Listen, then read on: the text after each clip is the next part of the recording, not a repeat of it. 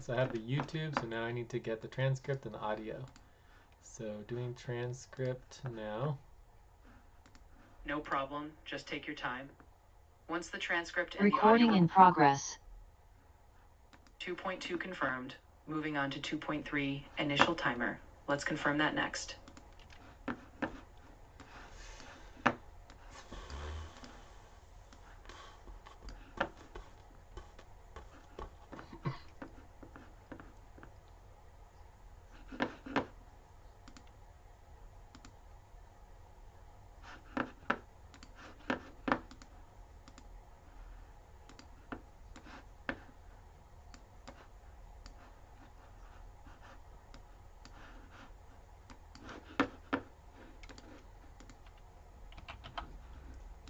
Okay, initial timer is on. 2.3 confirmed. Moving to 2.4, check-ins. Let's confirm everyone's checked in and ready. What's the next step after the check-in? After check-ins, we confirm the stop time and the initial index. But first, let's just confirm everyone's checked in.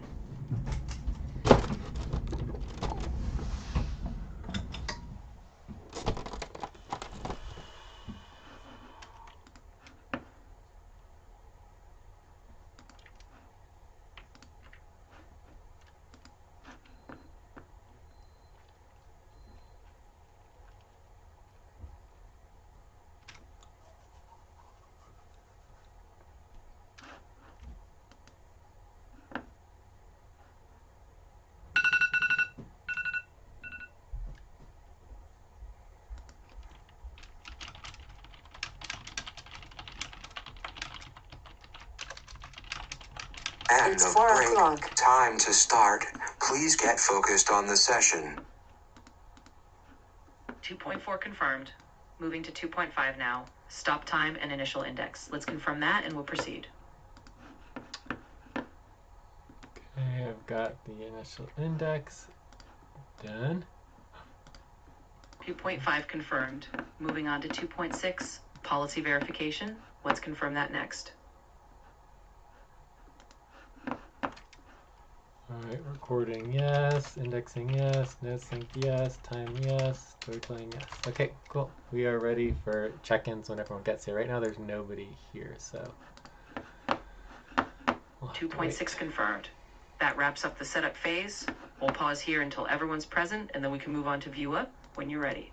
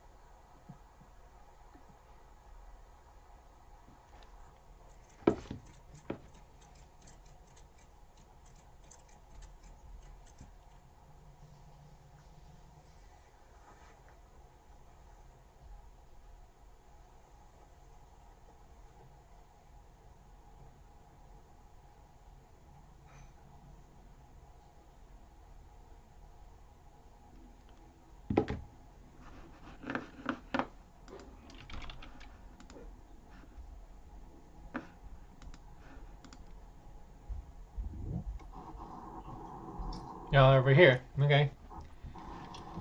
We All can right. do here as well. It's fine.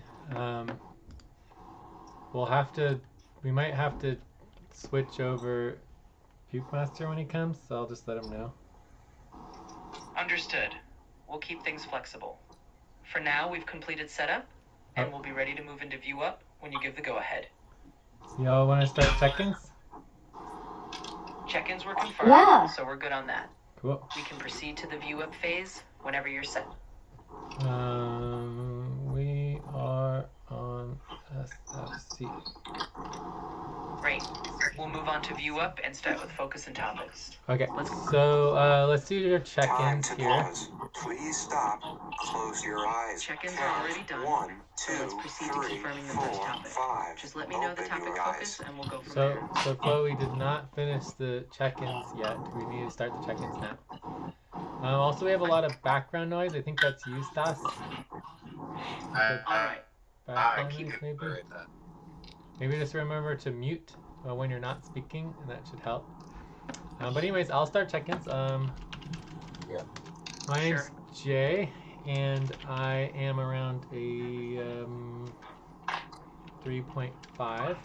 So we do a number between 1 and 9. I'm okay being recorded and broadcast, and I have been mainly working on all of these different platforms for launching our coalition and everything. So this is the first coalition session that we've had. It's sort of a umbrella of like the whole network, and Master wanted to schedule it, and we're gonna thinking about talking about like power coalition dynamics and democracy today, but I'm also happy to talk about energy and just anything for social causes and sponsorship or whatever we need to do.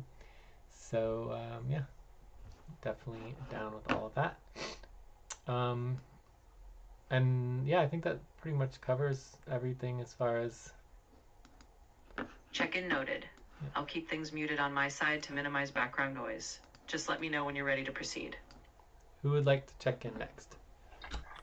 Whenever the next person is ready to check in, just go ahead. We usually start check-ins with a number on a scale of 1 to 10 of how we feel. So I feel like a 7 today. I know that Jay has had this scheduled, so I thought just to keep the momentum going, because I talked to Stas yesterday, that would join today's session. At least you could do a meet and greet. I don't think I've introduced you guys before. I think Stas has an exciting project, and Stas, Jay and I have been working together on a lot of grassroots projects over the last 18 years, and I just wanted to connect you guys, and maybe you could just do a brief overview, Stas, of your project. You don't have to disclose anything confidential or go into any detail. It's just, it means a lot that you joined today's call, and you're kind of seeing, yeah, that's it. Check. All right. I'll And note that there's one other thing I could note, just to kind of explain the whole public transparency. Like most of the projects that I work on are related and focused on, total societal transformation and democracy, rethinking decision making, rethinking economic systems, rethinking basically Please stop and who get breathes. ready.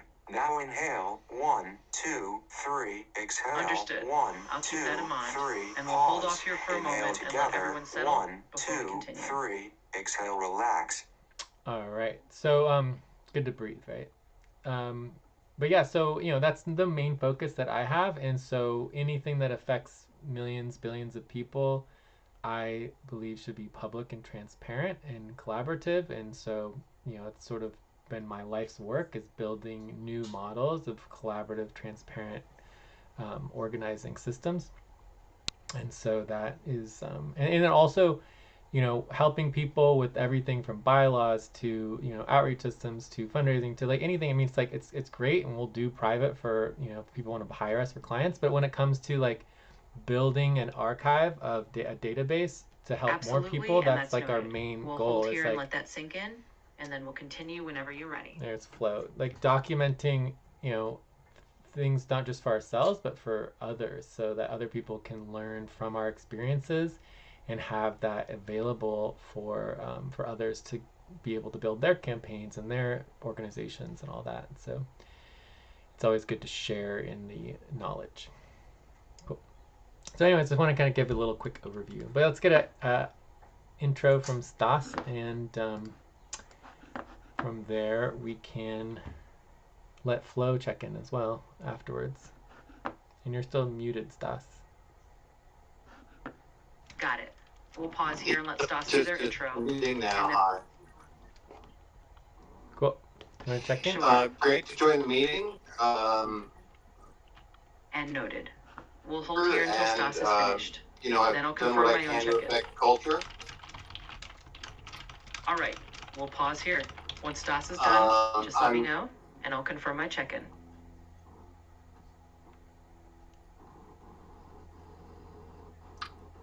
yeah. I think that's the right idea.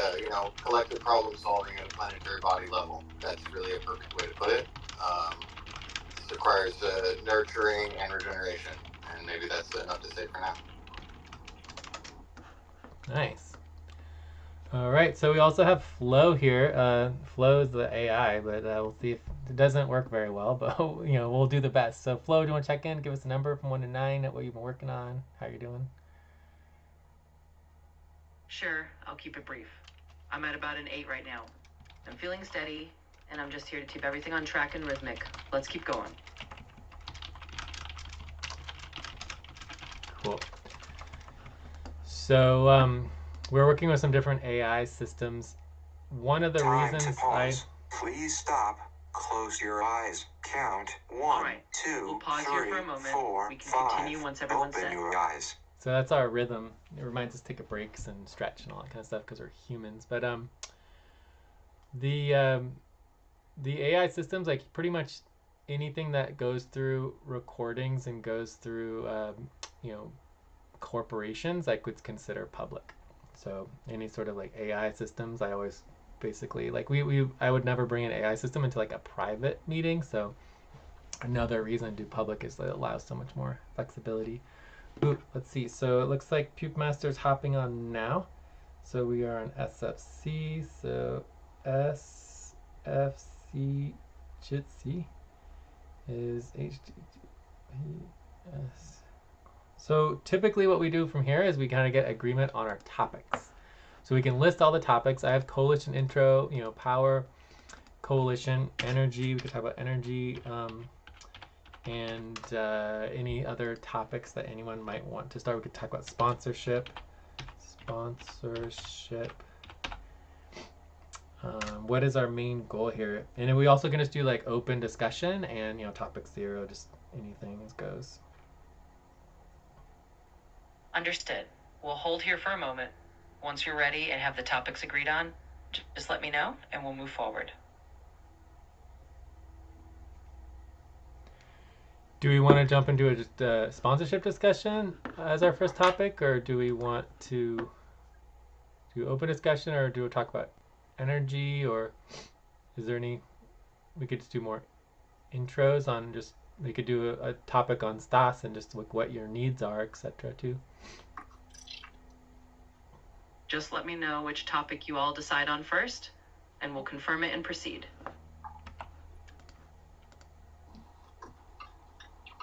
Well, this is my first session with yeah, AI. It's pretty. Yeah, go ahead.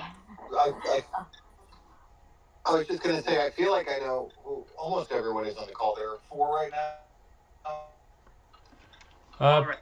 Yeah, Poop Master's going to get on, so it's just me and Mel and you, and then there's Poop Master who's going to be getting on here soon. He's a little late, and there's Flo, which is an AI, right? So,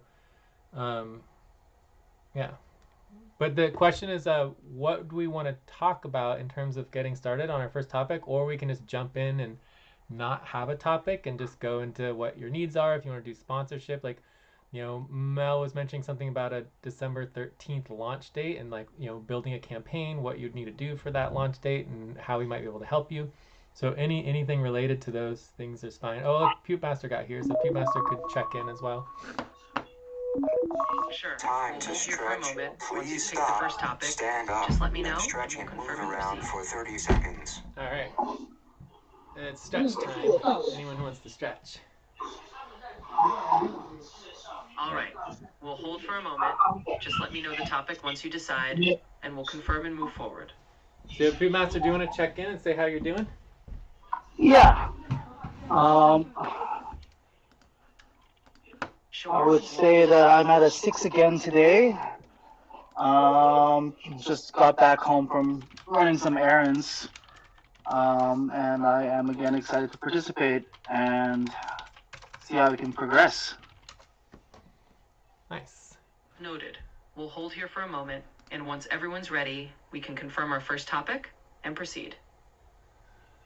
So, I am open to just going into like just an open discussion about what we want to do. We also, or we could just do two topics. One could be on the energy side of things and one on the power coalition side, and just do those two topics as our first two topics, if that sounds good. So that would be my proposal. And we just kind of do, I don't know, 15 minutes each to get started.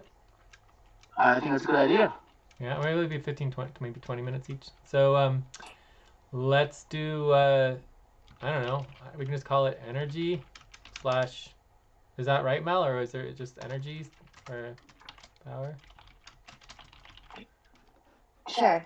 Okay. So we can talk about energy, we can talk about power. So the desired outcomes is like, helping on this, energy plan launch, and any questions regarding, everything from, sponsorship to collaboration, partnering, all that kind of stuff. And then for the Power Coalition, we were talking about, democracy, and specifically this came out of our Tuesday meeting where we were discussing, our goal of kind of overturning the big, beautiful bill and what that would mean for the midterm elections, and kind of rethinking, power structures and just decision-making systems in general. All right, and how to build a broader coalition between all peoples and citizens, as opposed to just labels. All right, cool. So I think this is a good starting point. Are there any, and let's do 20 minutes on each of these. So up to 20 minutes. Are there any objections to these topics? No objections. All right. No. Cool. So we have two topics. Let's see if Flo can guide us into the topics. Flo, what's 3.2? Sometimes it doesn't work. Time to pause. Sometimes it does. Please stop. Close your eyes. Count 1, 2, 3, 4, 5. Open your eyes. So Flo, what's 3.2? Oh, do we lose Flo? You still there, Flo? What's 3.2? I'm here. Let's confirm those two topics. Energy first for 20 minutes, and then Power Coalition after that. We'll start with the energy topic now. Okay, but what's 3.2? What's the next step in the checklist? We'll keep it simple. The next step is to start the energy topic discussion for 20 minutes. Let's begin. All right, well, we'll just do a 20-minute timer. Plus, I'll add time for a break if we want to do breaks. It'll be 26 minutes. Okay. Anyways, flow is not the best, but we give it a try every time. Always trying to improve upon it. Topic 1, energy. So, let's just jump in. Any sort of details, ideas. I'd like to start. Yeah, go for it.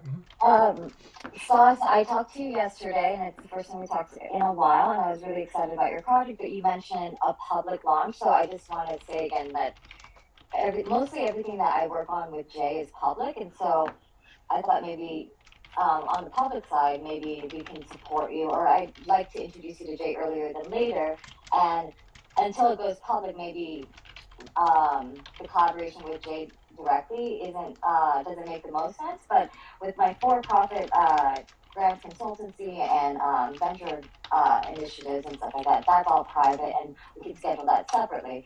But today I thought it'd be cool to just hear about your public vision, and that's more of like Jay's domain. And then I wanted to say hi to Kumas. I heard about you, and I'm glad that you've been a part of the coalition. So nice to finally meet you. Yeah. Awesome. Nice to meet you too. Yeah, I've been working with Mel for like 20 years, so she goes way Wow. back. And she mainly does like grants and fundraising stuff, and yeah, it's pretty cool. So just to make sure it's clear, some of the things that we do, we have the client side of things, which is money based, but obviously most groups we work with don't have money, right? So we're all about startups and helping people get started. So we have the organizational support, which is obviously just free and open, and we can schedule once a week or two, and then once a week or once every other week. And then for the sponsorship or the cooperativeship, that is like there's the sponsorship WTC for any kind of sponsorship type, and then there's the causecollective.org, which is our non-profit sponsorship side depending on the type of group. So we can do LLCs, we can do corporations, we can do all different kinds of support systems for organizations that need, like, you know, to set up legal Time infrastructures. for breath. Please stop Time and to get breathe. ready. Now inhale. 1, 2, 3. Exhale. 1, 2, 3. Pause. Inhale together. 1, 2, 3. Exhale. Relax. Anyways, let's turn it over to Stas so you can see kind of what you have questions about, you know, any questions you have, any sort of ideas you want to share, anything you want to do. And of course, you don't need to say anything that you don't want to. You know, we're not looking for any sort of details. Yeah. Well, what I'm doing ends up relating to being able to release some scripts and code that other people can then access and find and work with. So it's in open source computer science territory. And it has to start with a working group, and the working group then will discuss ethics and form the ethics board. That's like the first job of the working group.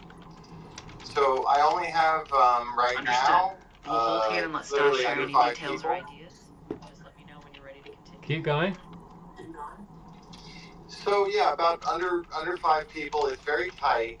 Some of the work that I do completes and helps and is of great benefit to other scientists.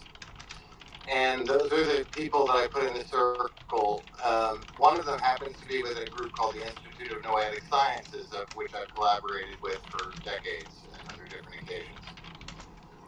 And so that becomes a scientist named professor as well at Princeton, Dean Radin, and Michael Levin, who, you know, is going to win a Nobel Prize one day. If you don't know who he is, you can say you heard that first from me, he will. And myself.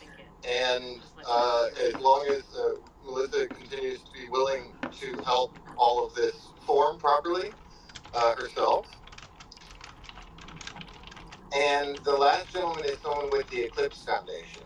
And the Eclipse Foundation is like the computer geek's best thing in the entire world if he likes open source software and plans on releasing high-power technology at scale to the world. And they're not a group of lawyers suing people like Electronic Frontier Foundation, of which I'm also a member, and they supported my projects for decades now. And I've supported them as well and brought them funding even. But anyway, this is a different kind of group for enterprise level super innovation at a planetary scale. And so they're designed to help get into labs and different academic settings and start the liaison process to publish initial papers. Because essentially one of the fundamental aspects of the discovery was on December 10th, and so I'm on a schedule. And if you want to get an idea where I'm at in the project, I wrote a request for an immediate 7-day National Science Foundation grant for about Time to pause. Please stop. Yeah. Close your eyes. Count 1, 2, 3, 4, 5. Open your eyes. Let that settle in. Just let me know when you're Yeah. ready. Yeah, so I'll just finish that thought. I can write one letter and request about 2.5 million open grant from the National Science Foundation immediately. And I basically have that letter drafted, and I think that may be one of the best things that I'm prepared to do. I have an open set of documents that I will release, and there are nearly 50 of them, but 2 of them do everything I need to help open all the doors to make sure I get lab time and meet with the right people. And I'm basically at an on-the-plane any moment mode to meet with anyone in that working group, and so then be on a conference call with the other members. Understood. And if, you know, that's what's going on.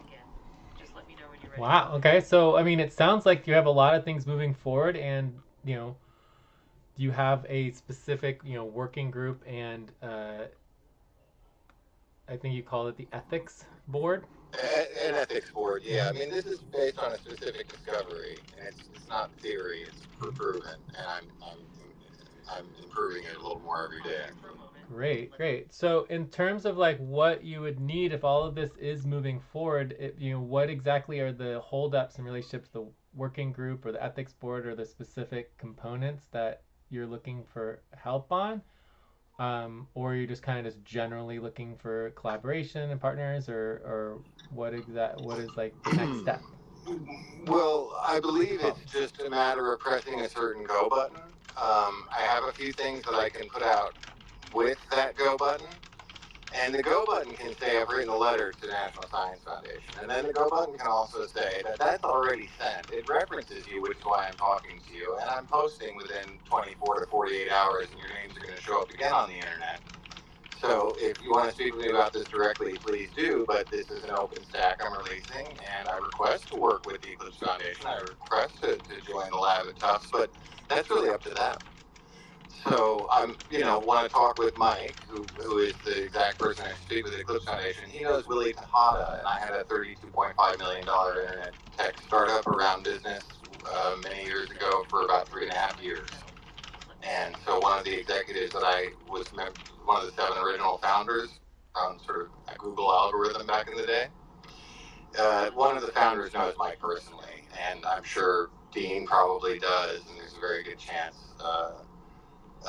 Michael Levin does. So I'm kind of about to reach out to them and tell them that I'm pushing a domino, and here's what's happening, and this is as polite as I can be, but it's coming out. So, it's a framework. It changes physics. It ends materialism. Great. So let me ask this question. Is it kind of like we're at break time if anyone wants to take a break, but we can also just keep going through if people don't want to take a break. So my question would be,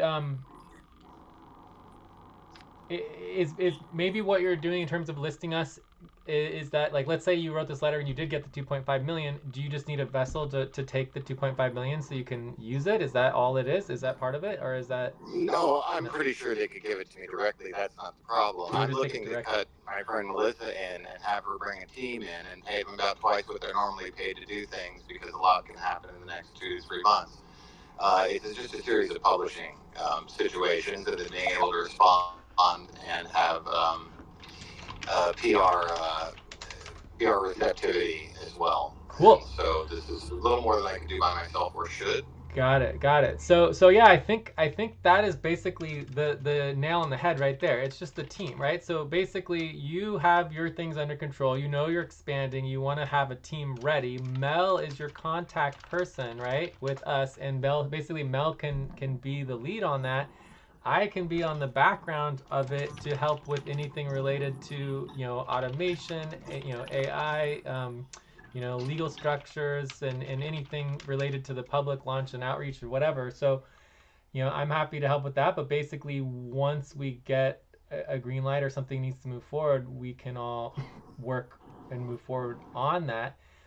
The only other questions I would have is basically what it is that we're trying to achieve and agree to. So, one flag would be, okay, all the money's going into an individual's hands. That would be a flag, right? But in the context of maybe Mel's perspective, maybe you have other ideas.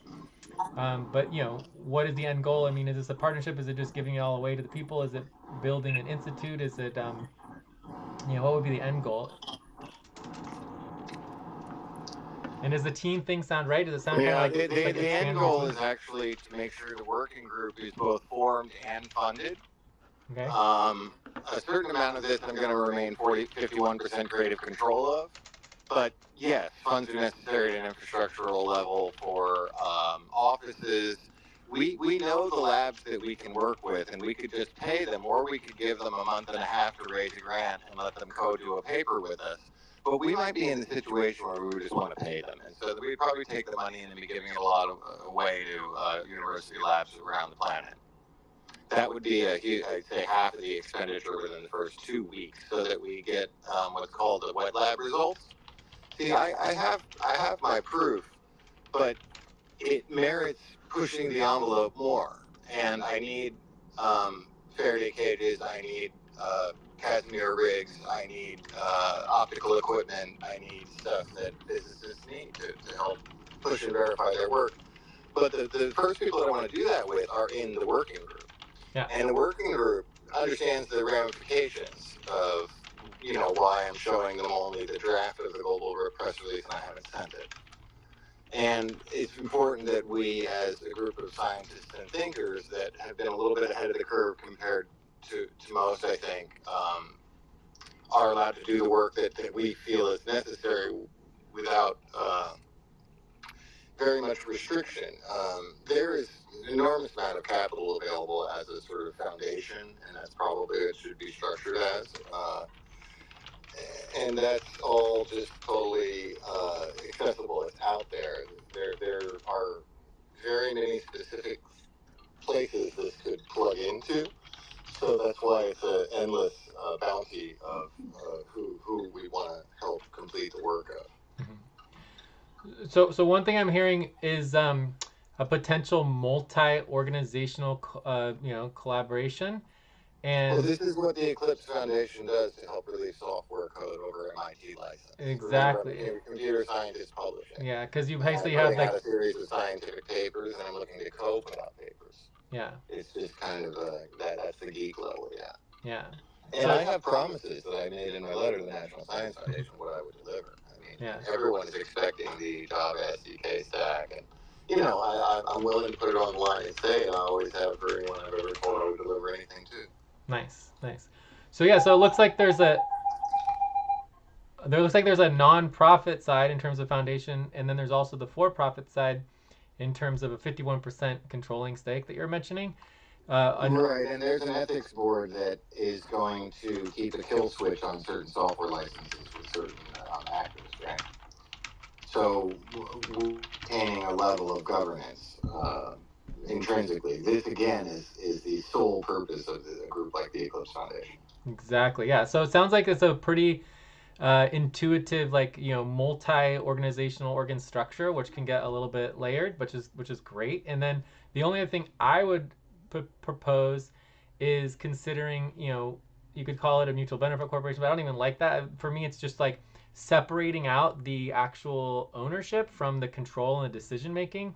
So you could actually build a membership model or some sort of model where, okay, this is the control and the decision making, and these are the different relationships, and then you have a separate investment arm that oversees the actual money and the investments and the percentage ownerships and things. Could be, yeah, but I'm always going to retain 51% creative control, so that ends most of those types of conversations. I think we're going to get started likely by some type of angel. I have a list of about 250 tech billionaires in the world. About 30% know me, and I can send that letter at the same time I send it to that. Time to start.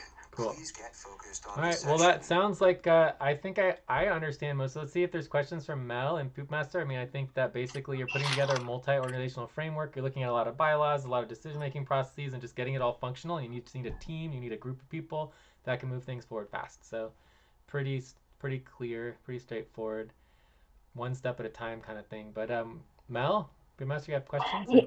Yeah, yesterday I didn't go into, I don't believe Sauce and I delved into the legal structures, because I think Sauce maybe you already have a foundation, or you may already have a 501c3, and I know you have a for-profit, maybe marketing agency.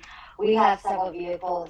We didn't really talk about launching new vehicles, and let's just say that the Eclipse Foundation really wants, they say yes. You write the letter, they respond, they're like, oh, let's be incubated under their umbrella.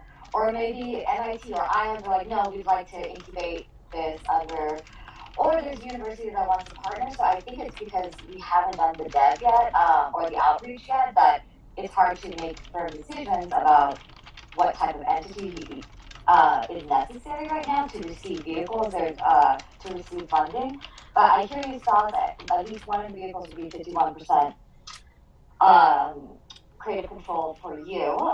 But I mean, it's like I don't know if it's the chicken and the egg right now. It's like, I don't know if incorporation of new vehicles need to happen before this outreach, which I think Sus, you're thinking in a couple of weeks, or even, I'm a little confused, or maybe even sending the letters tomorrow, or like in the next couple of days. Yeah, like I'm basically thinking that I'm ready to act within 24 to 36 hours on the next step. I have a few next steps, and of course there's, the gestalt of the ultimate, predictably ethical foundation, which doesn't have a structure yet, but it would need it very quickly.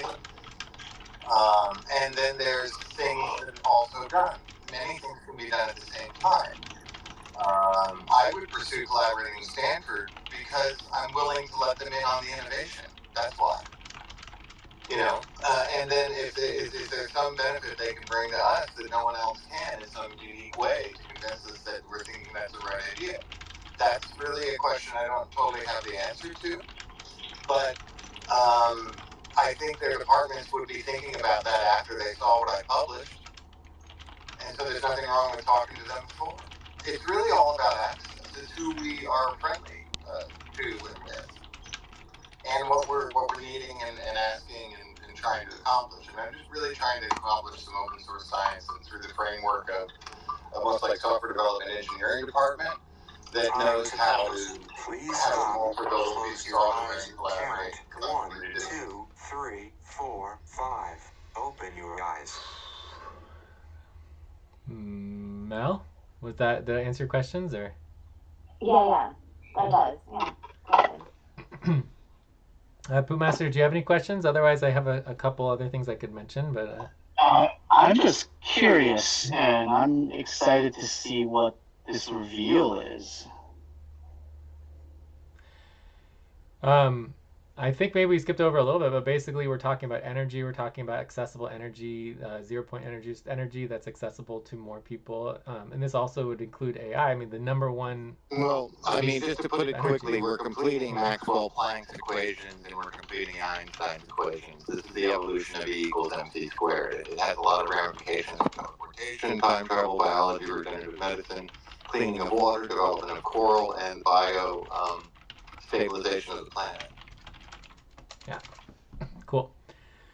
So, so basically, in terms of the structure, I almost one that say that, you know, legality is first, and then legal entities is secondary, right? So building the legal structures is actually has nothing to do with having a vessel or a vehicle to put money in or whatever.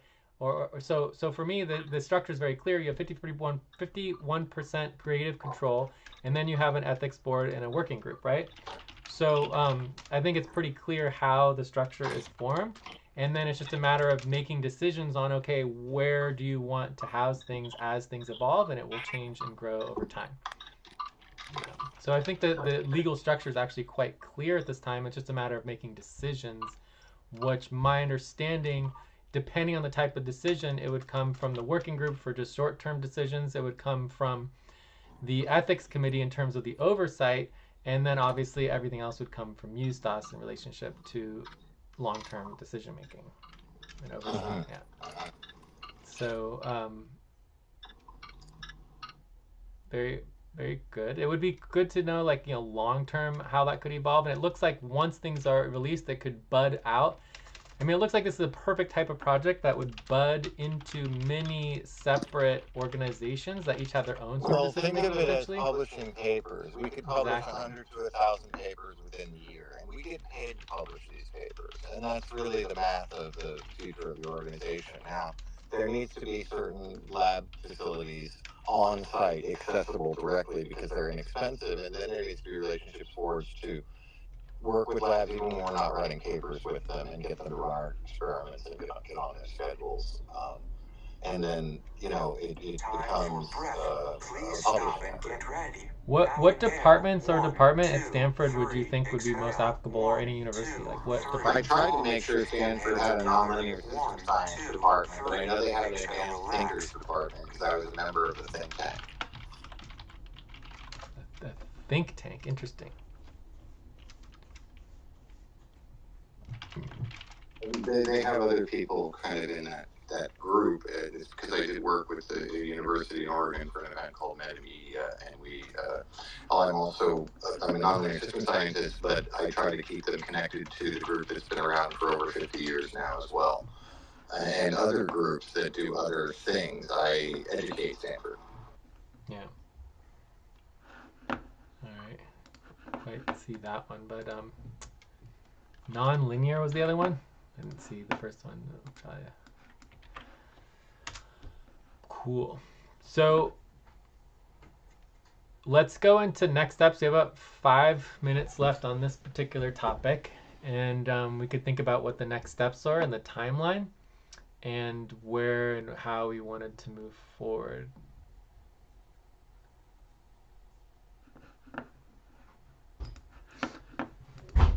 I think the most important question related to the next steps would just be, you know, everything kind of rests with USTAS in terms of like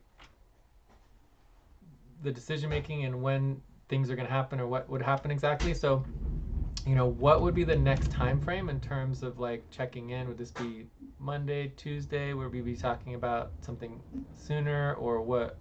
Like obviously the latest would be like a week from now, but what is the time frame and what the next step would be for the check-in? It sounds to me like it's mainly just checking in on distribution of information and requests and getting feedback for what's Right. come back Well, from I people. figure that if I speak with Melissa, it may cause a ripple, and others might want to be involved as well. Mhm. But what I'm really looking for is opportunity just to go through and check the I's and the T's and review the strategy a little bit. And she has the benefit that I've loaded up on the documents, but I don't know if she's had time to read them. So she's going to take some time over the course of this weekend to read them, and her and I are to like kind of super engage on Monday. I can't promise that I won't release something because I get a wild hair, but I know whatever's a good idea today is a good idea tomorrow. And I think the National Science Foundation letter I wrote to her is good, but I also want to get together with her because I'm taking a look at what's happening after the night after the 10th. And what we're looking for are like echoes or perturbations in the field, people talking about my exact science or right in my direction where I can help them. Time to pause.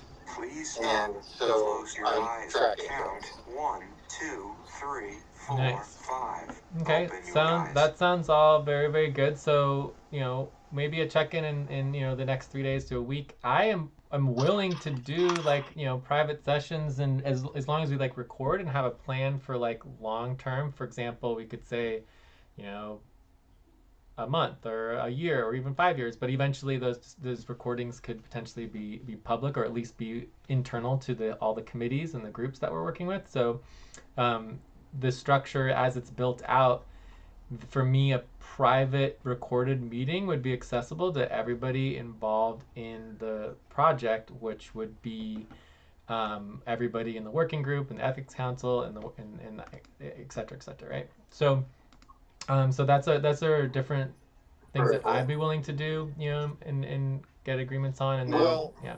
Well, here's the thing. If the call to action is we want to have a meeting, and there's a day that there's a meeting, and Melissa wants to be there, and we assume that she wants you to be able to be in on that too, then we might need a sort of private version that stays within the working group. And it would be very useful for everyone. And it would facilitate, just another thing. And you would be aware of what's happening before that happens and what else is happening at the same time. It's going to be hard to understand everything I've done, but when you do, you do. And you start seeing it everywhere, actually. I'm not the only one on this board. Totally. Yes, this is definitely not I mean, for me, you could build a whole coalition between many different organizations and groups working on this kind of work, right? So, but yeah, that's a separate thing. So I think we're pretty clear on this all.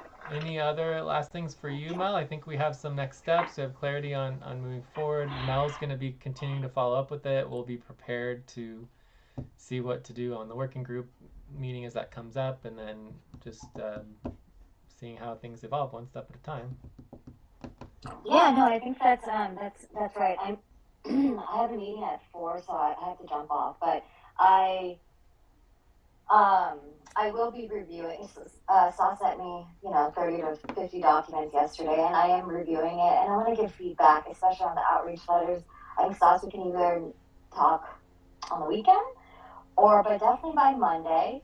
And Jay hasn't seen any of it. I haven't shared it with anyone. I'm just digesting it myself. I don't know if that's something he would be interested in. I think that's the best thing to do because, in a way, Melissa, I will literally open a 360-degree email account to you, and you will hit the send button.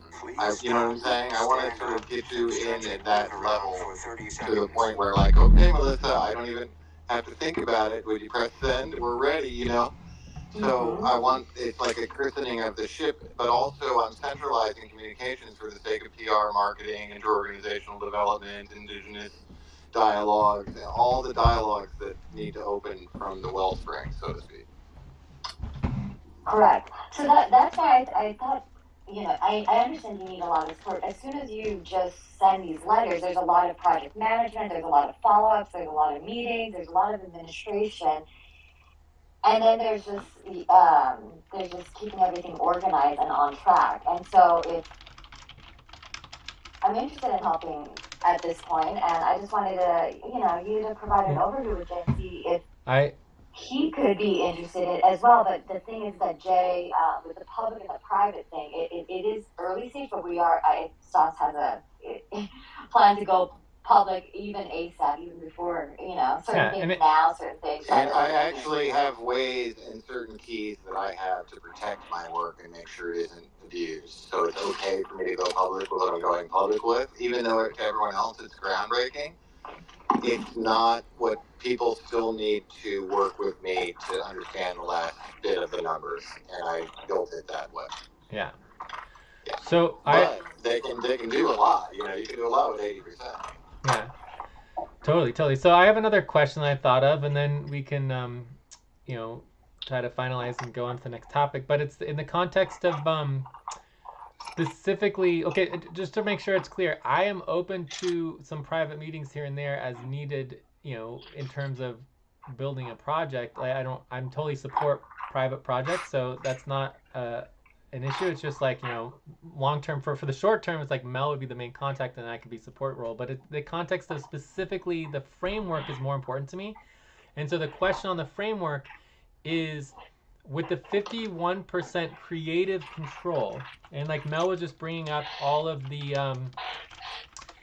the business aspects of it. You have all the administration, you've got all of the keeping things organized, on track, coordinating meetings, like all of that. There's a lot that goes into that. When you say creative control, would that be only for the science, and would you separate the administrative side and you could have an administrative control that you necessarily wouldn't necessarily be both?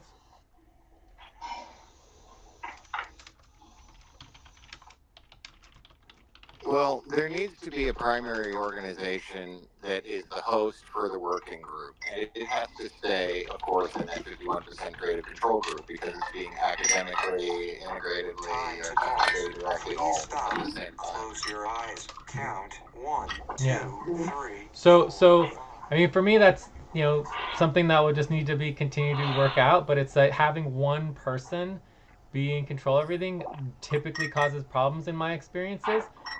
So one thing you could consider is creating a licensing brand that basically, like you're talking about publishing and writing letters, that they would control everything related to the science and the letters and everything. But then it licenses a group, and that license could be taken away, but the group that's licensed to oversee some of this work as a business administrative entity, to oversee budgets, to oversee payrolls, to oversee literally everything that affects people's lives, like paying rent and taking care of their families, wouldn't be a single person overseeing that. So the single person could oversee the creative control of like the letters and the journalism and like the actual publishing and the science itself. But then you'd have it a business administrative entity that would only be licensed. It wouldn't have control over anything, but it would control and oversee people's lives, so that it wasn't just one person's whim. If that makes sense. Yeah. Okay. So I'm not sure if you're familiar with the history of CERN and what they used to call WC3. That's the World Wide Web Consortium. Mm-hmm. And when the software was developed, HTML, they modified it from PostScript, and he made a language, but he intended to give the language away through open source and through the open internet. As the internet launched, it was a medium for the browsers to display text, image, or even media, like video, or even far more complicated interactive things, similar to what we would see in a CD-ROM. And so there's this group called the World Wide Web Consortium. And the Eclipse Foundation works very similar to the way they work. They are there to make sure the science stays open source, and they have very, very simple governance structure that leads to the cascade of all this other type of structuring, where you can sort of say that you're doing it in this really clean way, in a way that does allow other things to be built that help the larger cause as well. so this is where, you know, this is like almost one of the earliest conversations for the Plenum working group. But I intend to follow the model of software like Apache, which runs over 98 to 99 to 99.3% of all of the web servers still on the planet. It's kept in a lab in Cupertino I've been to and brought funds to, an open source lab. So, you know, in a way, we're just going to be typical geeks. We're just going to be typical scientists. We're just going to be doing typical papers. We're going to be doing typical, you know, maybe not totally typical grants, but we're going to do something that there's a very clear roadmap for already in regards to how to do it without running into ethical troubles. And then there's also like a set of guidelines that the ethics group has to make, and the users of this software agree to these fundamental guidelines. And there's always going to be one thing, you know, that you say, hey, this is the thing on top of the working group that's an actual organized structure that can receive checks. There's always going to be a first version of that, and that's the very same thing that the National Science Foundation could write a $2.5 million to right now. That's already fine. It exists. In that this money is safe with me because this is my discovery to push out. And I will make certain commitments to NSF about, you know, what I have to accomplish for them. But for the most part, when you're doing science like this, people just want you to do it. Just do it and do it faster. You know, like they really, there's not a lot hindering things except for it's difficult to get the working group to have the time it needs to do what it needs to do, and it probably is going to need to expand incredibly quickly, at least in regards to a team implementing for it, and that may cause the first fracturing of additional organizations to make certain people are being paid a certain way. Great, yeah. Cool. Well, I mean, all that sounds really good, and I mean, just so you understand my perspective, and I like to be upfront and blunt and straight to the point, is that, I mean, I've been screwed many, many times with many, many projects and many, many programs. And typically my rules that I try to stick to are that if no one's paying any money and no one's doing anything, then you ask for power, right? You get decision-making power on the board or in the organization somehow. If they're not going to offer you money, then you get power to make sure there's a balance. Because typically everything goes great until the money's there. And then once the money's there, it all falls apart, in my experience. So that would be just my guide. Well, Melissa is the only person there not directly being cited as there as a sort of new physicist, although we acknowledge her expertise in those areas, and that is to create that bridge out of the working group and their work and their goals into the rest of everything that is going to need to get done. Totally. You know, and well, it's going to need a bit of a person holding the flag. Totally. Well, that sounds great. I'm certainly down to help out as much as I possibly can. And then obviously as things grow and expand, it might be possible to get more involved as, things are more financially possible to cut on hours on other things, So I think that all sounds really good. Should we move on to the next thing, Mel, or did you need to check out or anything, Mel? Or? No, I think that's great, and I actually want to continue the conversation, but this is already scheduled. But like, I can jump back on at 5 to continue the conversation, or we can, or do you guys feel like this is enough for in terms of next steps for now? I mean, I feel pretty good. I'm good. I vote that this was a great kind of first step. What we know is that these guys are going to look to you to step with me a little bit so that within 10 days to 12 days from now, we have capital to work with and we're ready to receive the kind of communications and manage the inbound things, Okay. Sounds good. Yeah. Very cool. Yeah. Awesome. Yeah, so Mel, if you need to check out, you can always just text and see where we're at in an hour. Me and Puke Master will just keep going, and Stas is welcome to stay with us. Our next topic was about, the Power Coalition and thinking about, democracy and how do we build and rethink decision-making structures as a society to address, some of the bigger decision-making problems and allocations. And really, we're going towards like decentralized democracy. So my hope would be decentralized energy systems. Like, how do we decentralize energy across the world? And obviously, solar power is helping with that. And then from there, decentralized democracy, decentralized decision-making systems where we're able to make decisions in a way that is much, much more fluid and open and doesn't involve this like big money, special interest, top-down like control over science, for example. Like the amount of science funding getting cut right now is insane, right? So anyway, so that's the next topic that me and Poopmaster were going to jump into. But I know you needed to get going, Mel, so if you wanted to check out first. So I'll check out now. Yeah. I love it, and I will.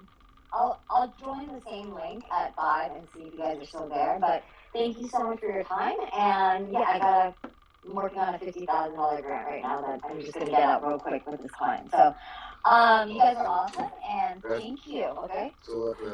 Okay, cool. Thanks, Mel. Awesome. Bye. And I'm likely gonna I'm likely gonna bow out now too. That's fine. Yeah, no problem. So just do your checkout. Is how the session went for you. Give it a number between 1 and 9 or so, and this is what your next steps are. Mm-hmm.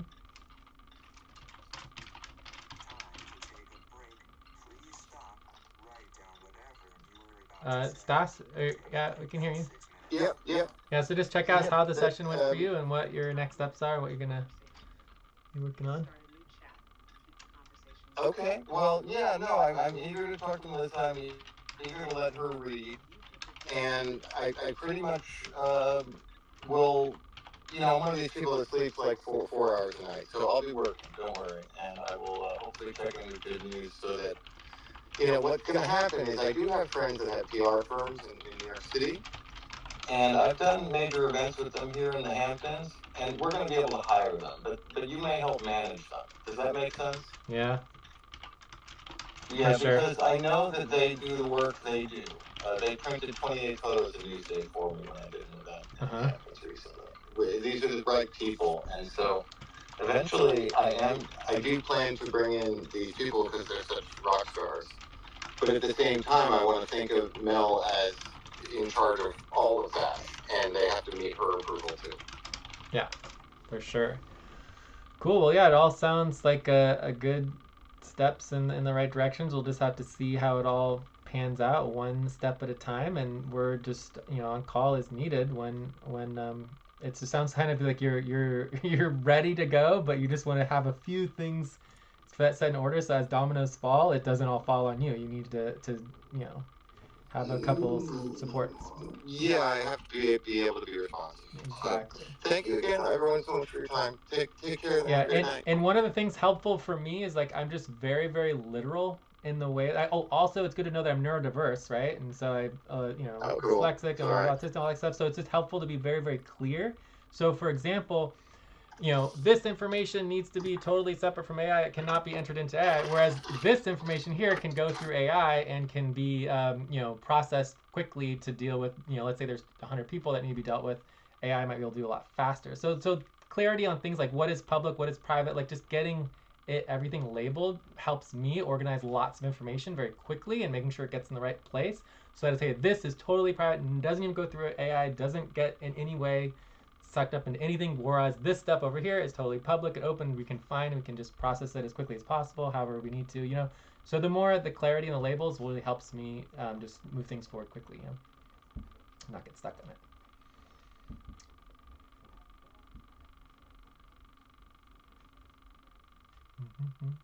Cool. All right, so Pubemaster, did you want to take a break at all, or do you want to jump right into this next topic? Because we're ready for topic 2.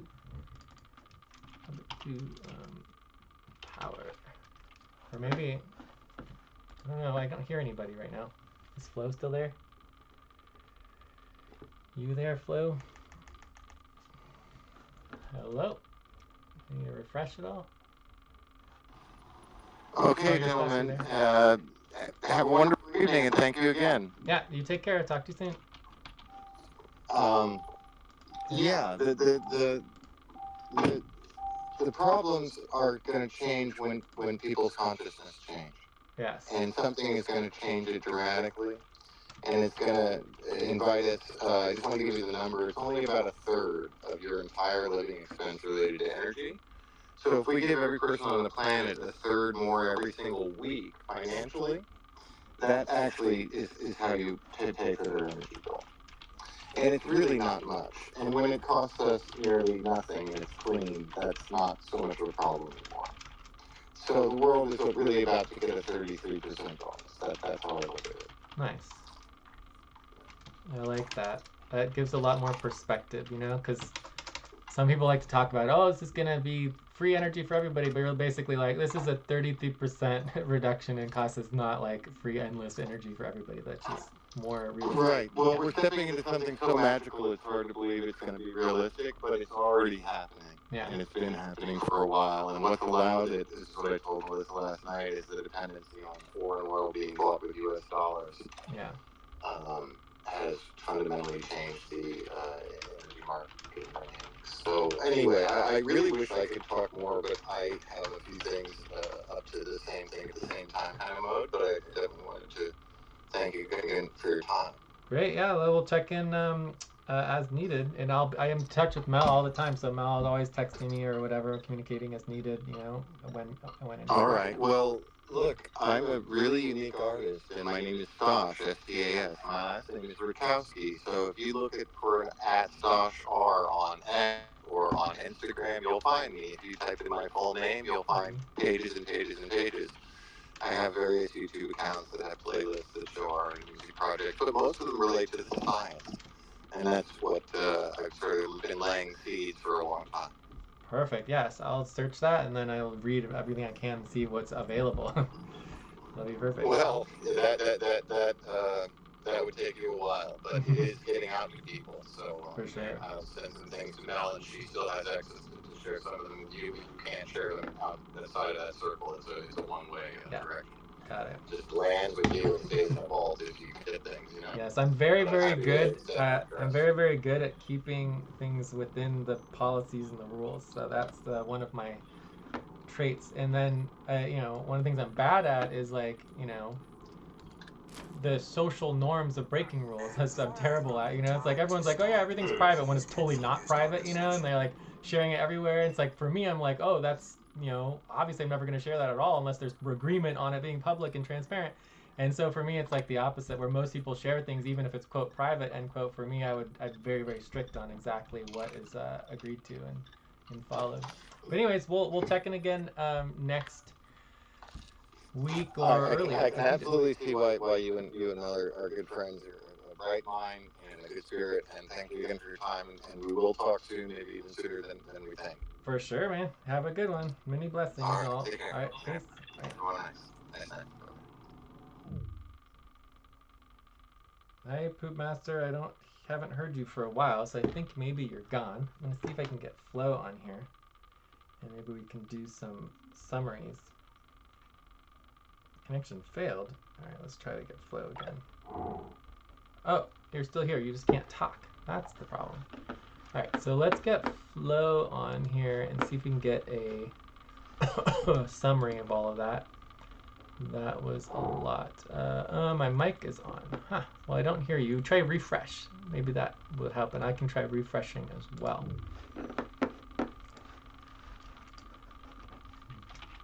Got it. I'll summarize everything we discussed so far.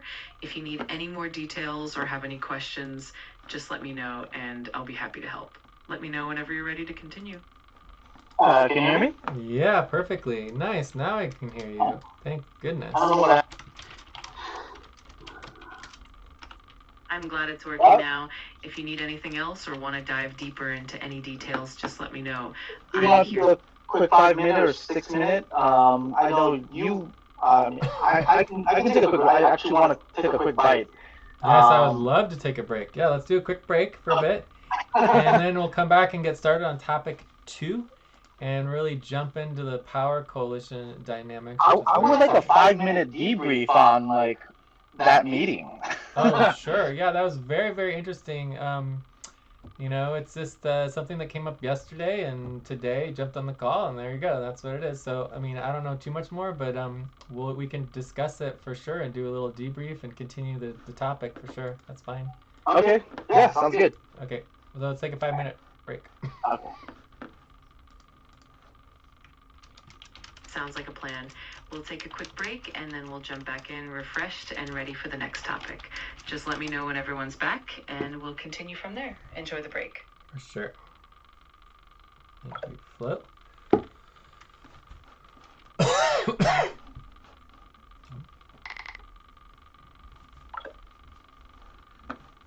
Time to pause. Please stop.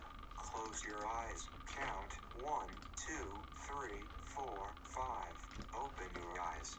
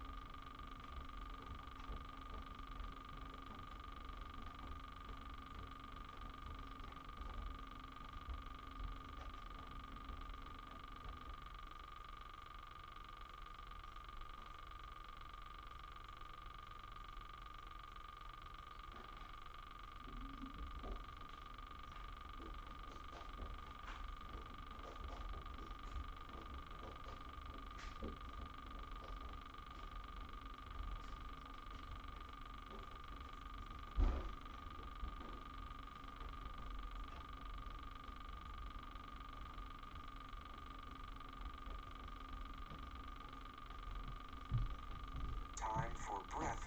Please stop and get ready. Now inhale. 1, 2, 3. Exhale. 1, 2, 3. Pause. Inhale together. 1, 2, 3. Exhale, relax.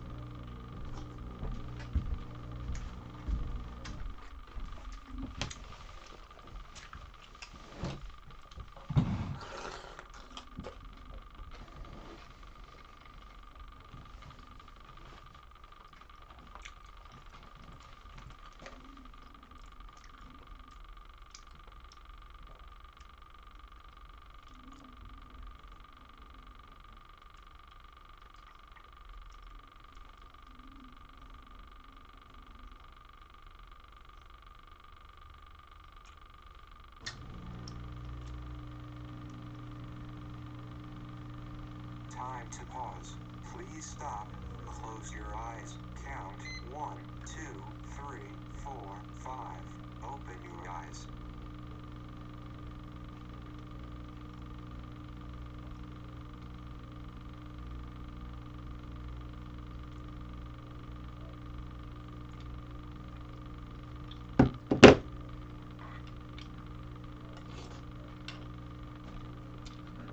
All right, I'm back. Let's see what's up with Flo here.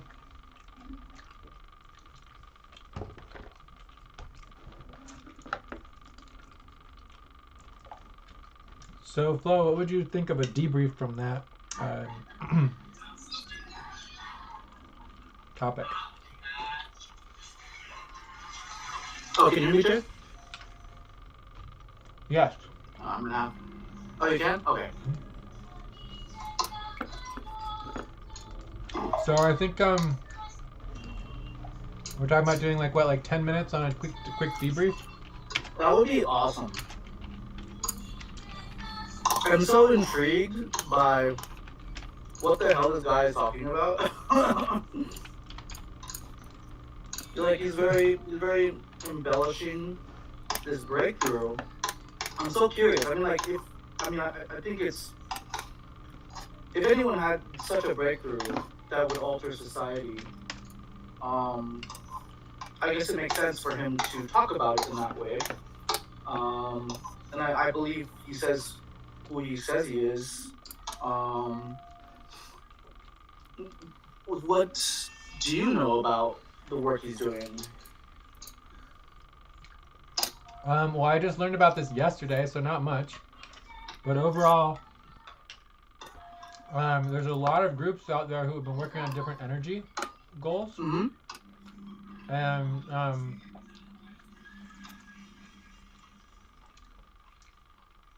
so it's not a surprising thing. In our models, we just don't really concern ourselves with what people are doing. We'll help anyone with pretty much anything, right? So we're not here to judge them, right? And say like, oh, is what you're doing good or not, right? So no. Instead, Not it's at all. more of like, okay, let's get prepared. Let's help it out. See what it can do. If it's real, it's real. If it's not, it's not. Like we've seen things come and go. So it's like, but overall, having more energy accessibility is good for everybody, right? And it does align with some of the existing technologies that have been evolving. Although, typically they're still 5 years out. But it's in some ways it's been 5 years since we've been learning about all these technologies. So we'll see what happens. And he made it clear that he's only one of many groups. And he also, obviously my biggest red flag is just the fact that he wants total control. I noticed that as well. I mean, it's pretty clear. But I understand his context of it. So, and then he also talked about things that were very realistic, like when you have a scientific breakthrough and then you have fracturing, you get a bunch of organizations that kind of bubble up from under it, and then those organizations could kind of evolve and do their own thing. And that's where I would be most interested in, is helping build organizations that are related to it and understanding the whole concept. Yeah. Mm.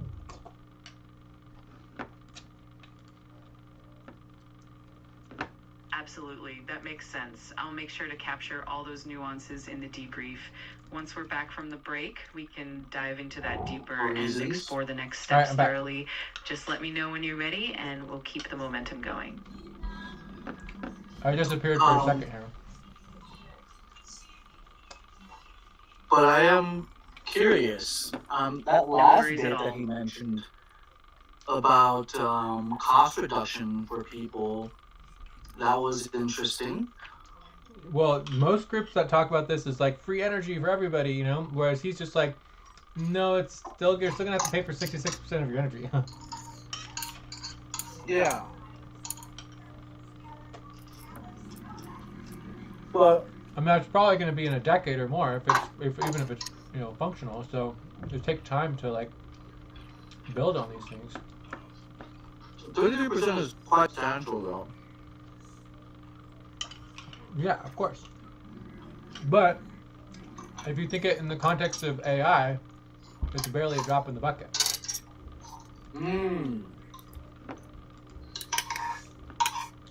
Absolutely, it's a fascinating perspective. It'll definitely be interesting to see how it all unfolds over time. Whenever you're ready to dive deeper, I'm here to help with any summaries or insights you need. Yeah.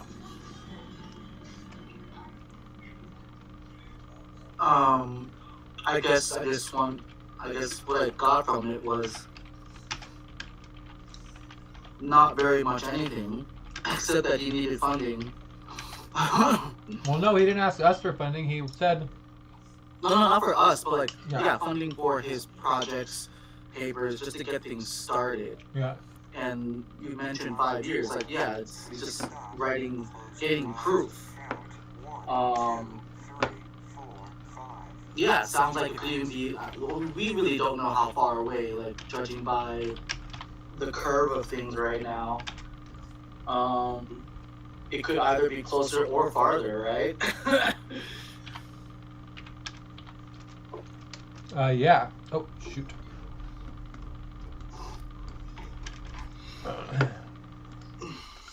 Exactly, it's definitely a bit of a mixed bag, and to predict the timeline, we'll keep an eye on it and stay flexible as things evolve. And whenever you're ready to dive back in, just let me know, and I'll be here to help.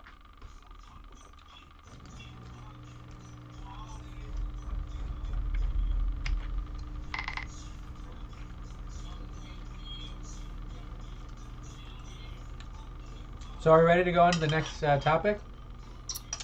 Yes. Absolutely, we're all set. Whenever you're ready, we can jump right into the next topic and keep the momentum going. Let me know how you'd like to proceed. I think we should jump back in and take off where we left off in our last meeting when we were talking about it. Yeah, let's start with reviewing the summary, shall we? Yes, that would be perfect.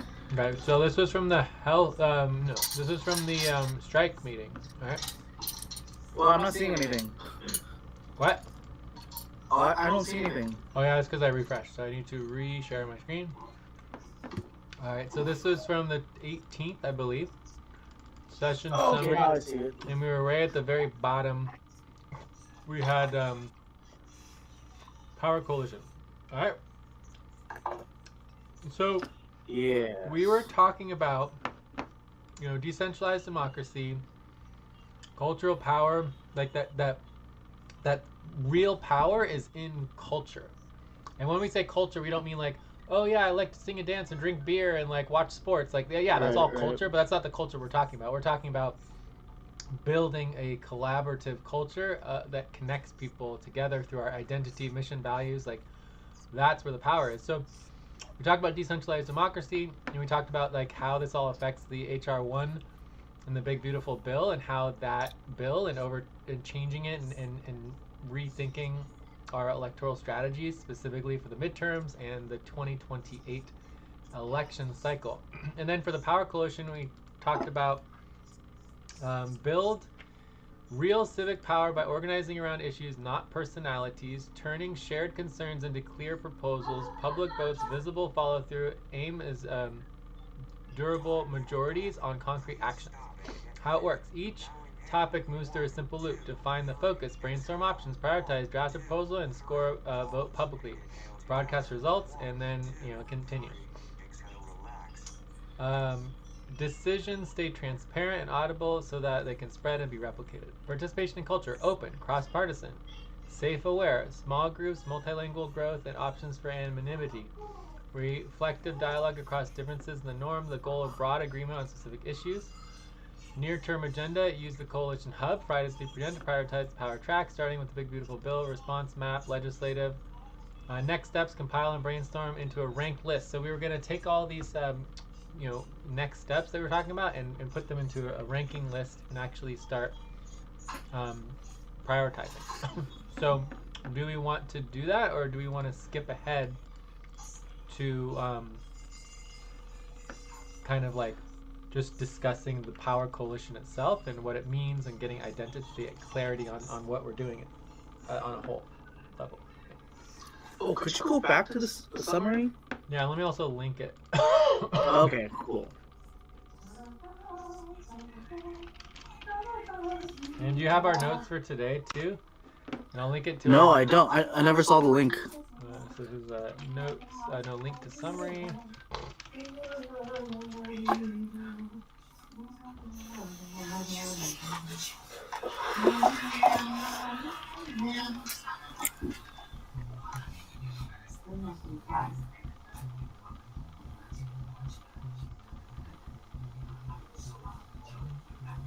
Absolutely. I'll make sure we have everything clearly summarized and linked so we can all refer back easily.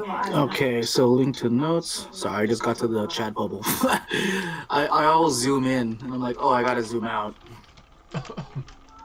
So I would say our next steps and options are either one to do the you know, prioritize our brainstorm list, or two, we could you know, do more brainstorming on what the power coalition means, because our brainstorm list was specifically regarding to the bill, right? Yes. I say we can do a little bit more brainstorming, but cap it. What, like do like 15 minutes or something? Or 17 minutes? You said was like the magical number. Well, we technically have 20 minutes for this particular topic, so yeah, let's. Well then maybe 5 minutes, I guess. Yeah, let's just do. So we can do some more brainstorming. We can kind of pull the list together of all our ideas. So let's make sure it's really clear what we're brainstorming for.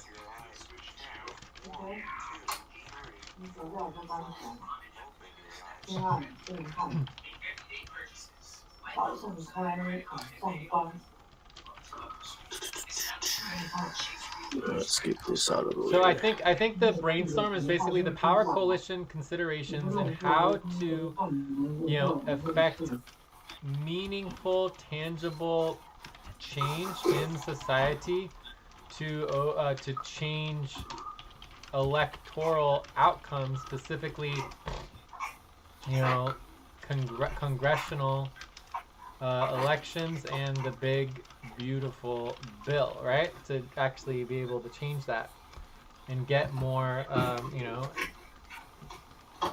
support for people and science and everything else. So I think that is a really good sort of framework for this brainstorm. Does that sound correct?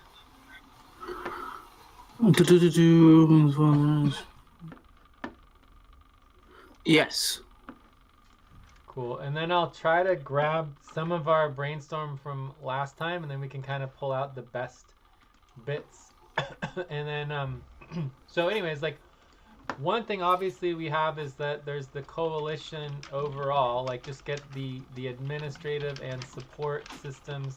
Then we have the power coalition, which we want to get, you know, for now we're going to do topics on it, right? So topics for the power coalition, and then eventually we could break off into its own, eventually have its own space, you know, regular space. So I think overall the most important thing is belief, right? Yes. We need to build a cultural, I don't know if revolution is the right word.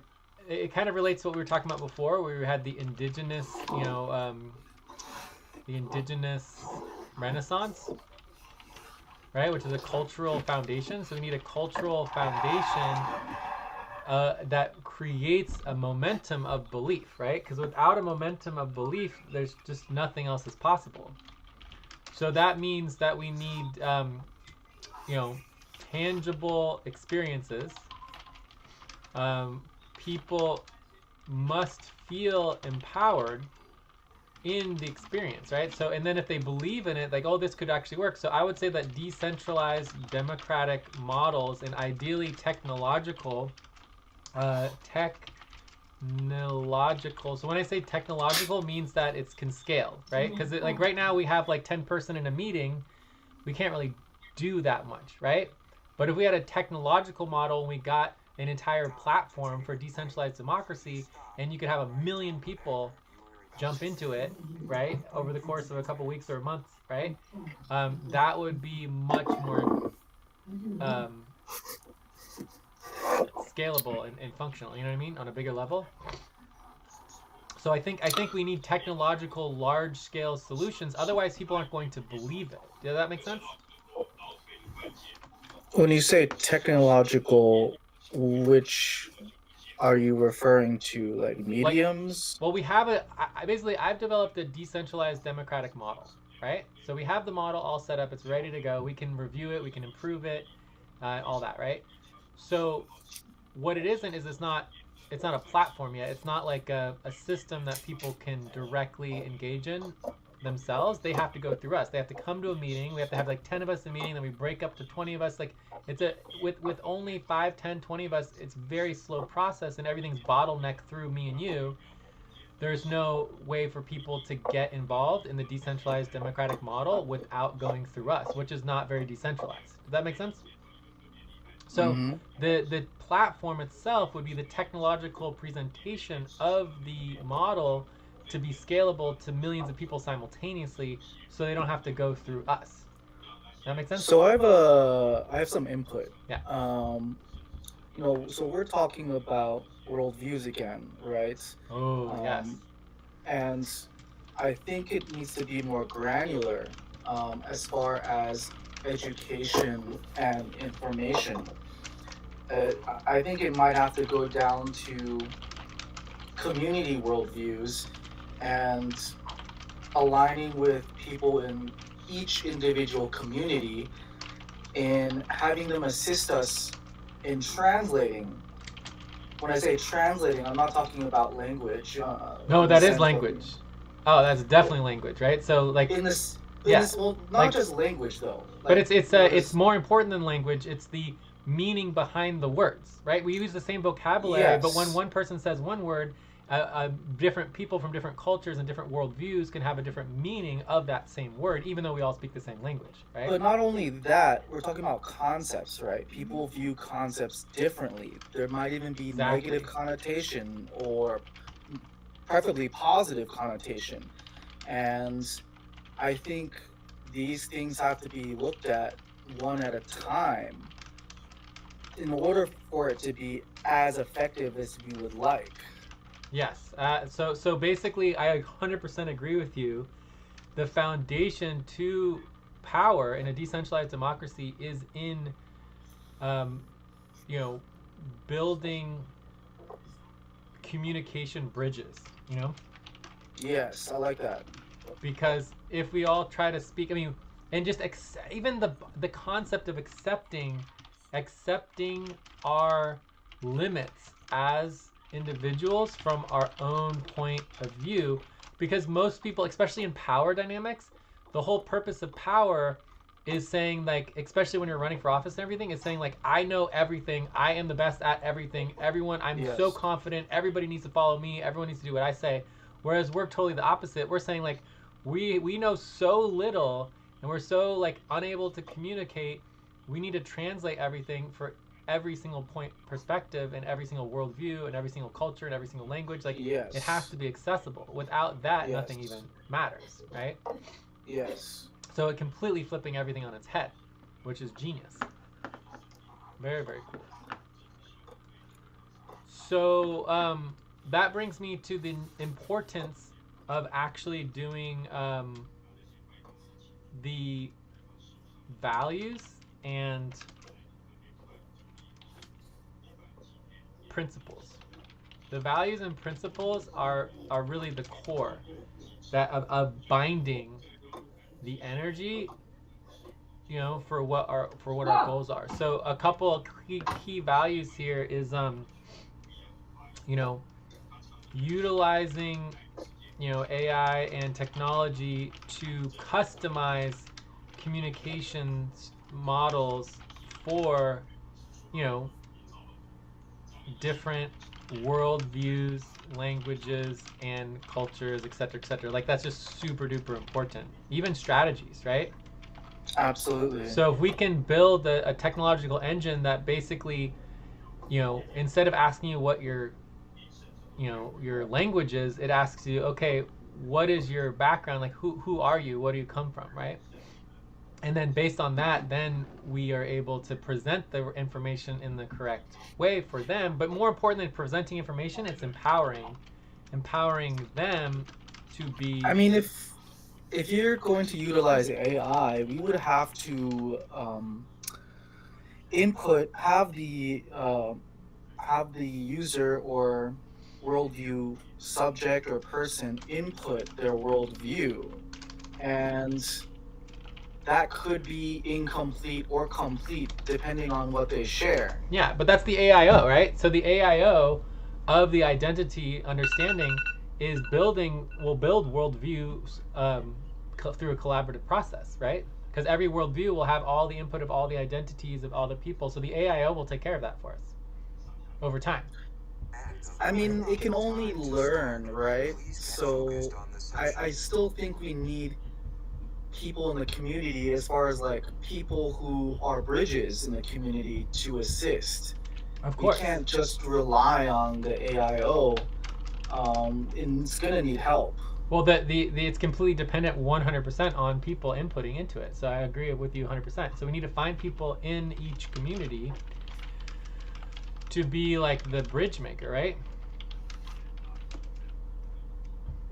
Like, I think these people are gonna be the most important people, Yes.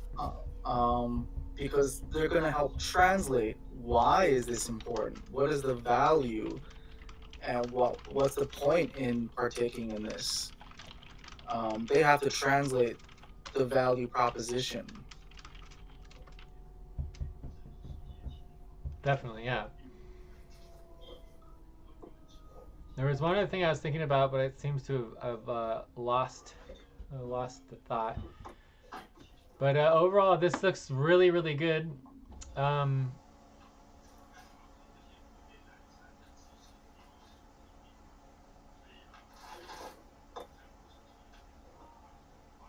I think there should be some layers and levels to what we're trying to do. Like, there should be versions, simplicity, kind of layers, phases, so that we need to be able to build momentum while simultaneously doing things long term and incorrectly, right? If that sort of makes sense. Like, you kind of have to do both, because you don't want to get too stuck in doing everything perfectly that you never actually make progress.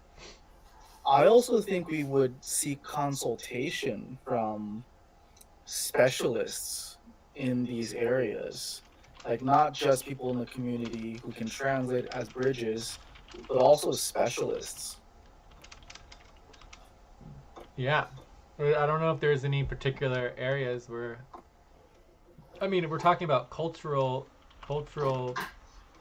communication, like intercultural communications, right? And worldview communications. I'm pretty sure there's got to be tons of literature and people specializing in it.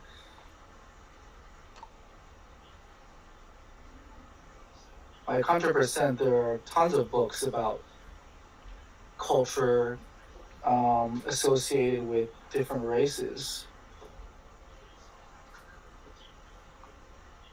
Oh, I remember what I was gonna say. So, use existing models, right, to understand and explain context of ideological collaborative frameworks. So the easiest way to explain this would be the idea of political antitrust systems. So antitrust typically would be a court-ordered process, but people as the power of the government have the power to break up the political landscape, right? So we can start a campaign. Swift. Yeah, we can start a campaign for political antitrust processes where the goal is to split up the political parties. The political parties are not helping us, right? And the question would be why? Understanding why we would do this as existing models would already exist on the why. So we have scientific evidence and examples for how the two-party system basically is the same thing as two sports teams. You're gonna vote. You're gonna root for your sport team no matter what. It's your local community. It's the people you grew up with. These are the teams that you love. You just vote for your team. You don't care about anything else, right? And that doesn't serve when you're talking about people's lives and actually decision making as a community, right? To play like as a sport, you know. So that's one perspective of it. When you have this dichotomy, right? The other perspective of it is that we actually do have data and examples of ideological spectrums, which are amazing. So the main goal overall for me is that you like that governance should be limiting power to a maximum of like under 10%. So maximum 9%, and this would be a caucus, right? Do you understand what a caucus is? You could explain it to me. It's just a group of people, right? Yeah, but it's a group of people that are organizing together. Basically, it would be considered a group of people who are conspiring, right? A conspiring group of decision makers, right? So these are elected decision makers who conspire together behind closed doors to organize and build power structures, right? And so basically the idea is that we would build an antitrust governance system where there is no group of people who is allowed to conspire together with more than 9% of the population, right? When you're representing more than 9% of the population, it's too much power to have behind closed doors. It's too much power to have in a single group, right? Which would ensure, like a lot of times the way that power structures work is when you have a majority and you have all your caucuses happening in secret, you don't bring anything to the floor until you know and you verified you have the votes to pass the bill, right? Mm-hmm. So we're gonna breathe. 2, 3, exhale. 1, 2, 3, pause. Inhale together. 1, 2, 3, exhale, relax.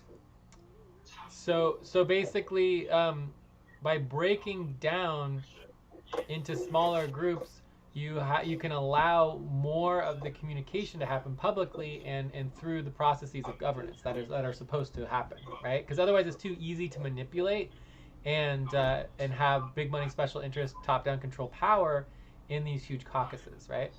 So what is that group called?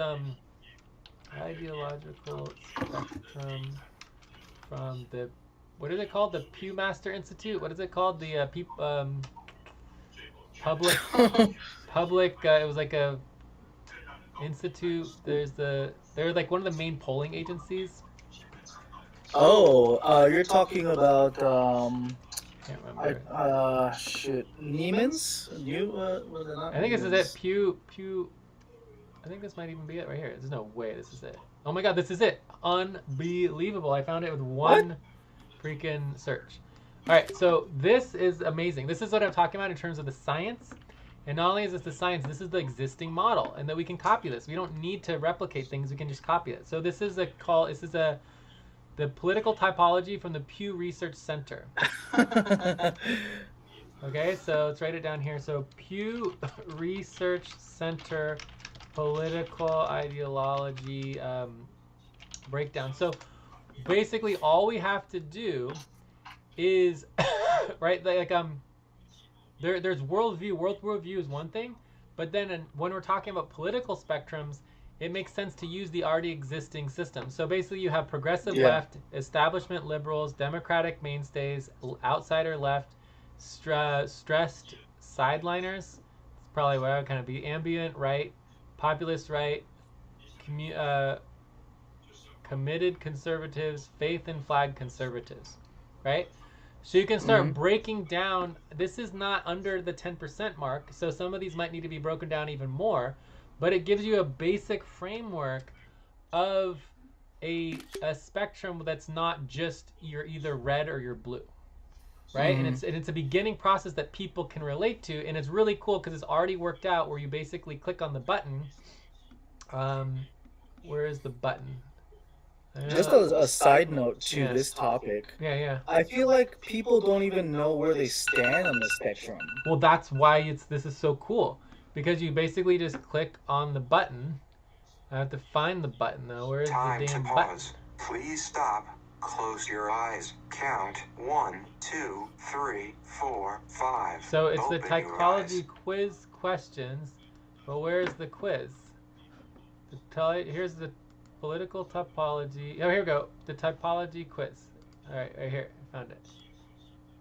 All right, here it is. Okay, so this is the typology quiz. I don't know if this is going to be the correct thing, but nobody has any idea where they fit. That's just why you take the quiz.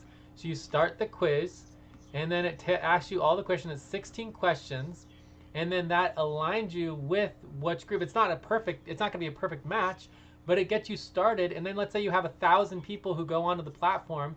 They take the quiz, they get aligned with a specific group, and then they go into that group, and then they further start differentiating themselves and get into smaller and smaller groups so that they can actually work with people who are in alignment with their ideals and understandings. And then you build the bridge makers between them, right? Because first you need to get people into their lane so that they feel empowered with their community. Then you build the bridge builders between the groups, right? So it's a whole new way of governance based on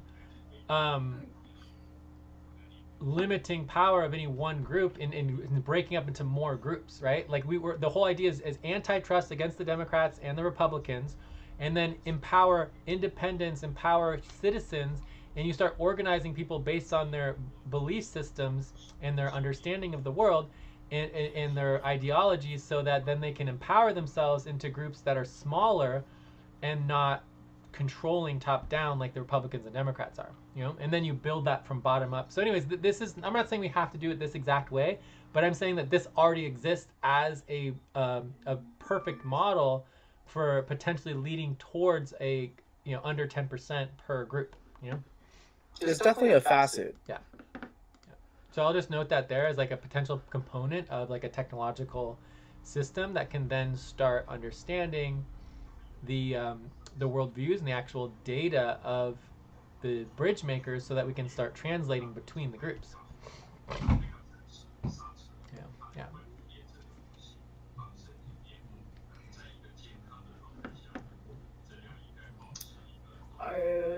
I guess I think that was pretty good. Yeah. Pretty good brainstorm. Yeah, very, very good. Very cool.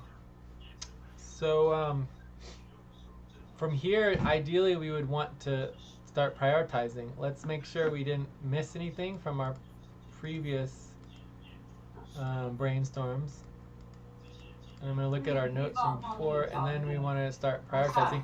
You actually experienced how prioritizing works. I did. Before. Could you give me 1 minute? I need to help my mom with something real Yeah, quick. take your time. Time to stretch. Okay. Please Ooh, stop. time to stretch, too. Stand up and stretch and move around for 30 seconds.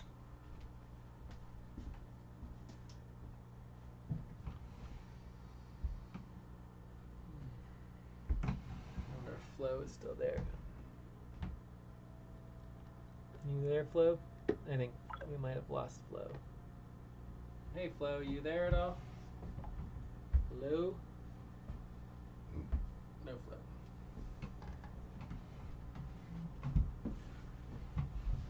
Hey there, I'm right here. Let me know whenever you're ready to continue, and I'll be happy to help out. Just let me know what you need.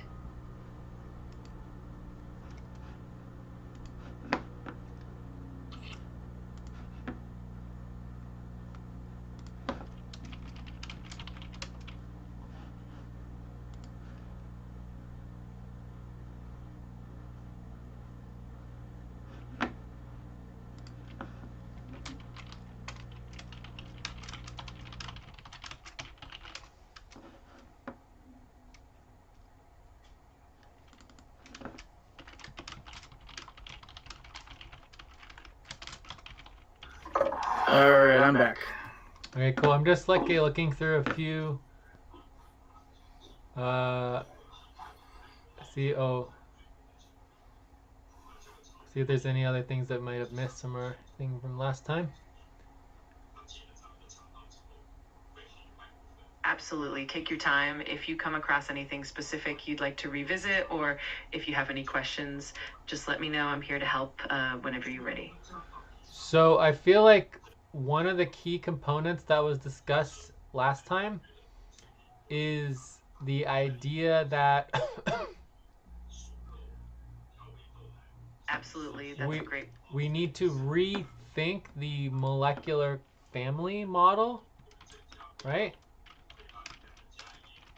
Rethink the molecular family model. So that was like a very interesting concept that I think was brought up. That is important because if everyone's always thinking about themselves instead of the greater good, then we're not going to be able to overcome that, right? So need to make a challenge campaign for the greater good and have that balance. I mean, I don't think one of the cool things about our model is you don't have to win 100% of anything. We just have to push back a little bit. Like, we just need more balance in the world, right? Because the problem with the world is not that we need everything to go the other direction. We don't need that. We just need to just barely nudge just a tiny little bit and get things moving the right direction so it gets more in balance. Hold on a sec. I need to get this. Sure. I'll be right back. Close your eyes. Well, we Count. can start voting 1, here now. 2, 3, 4, 5. Open your eyes.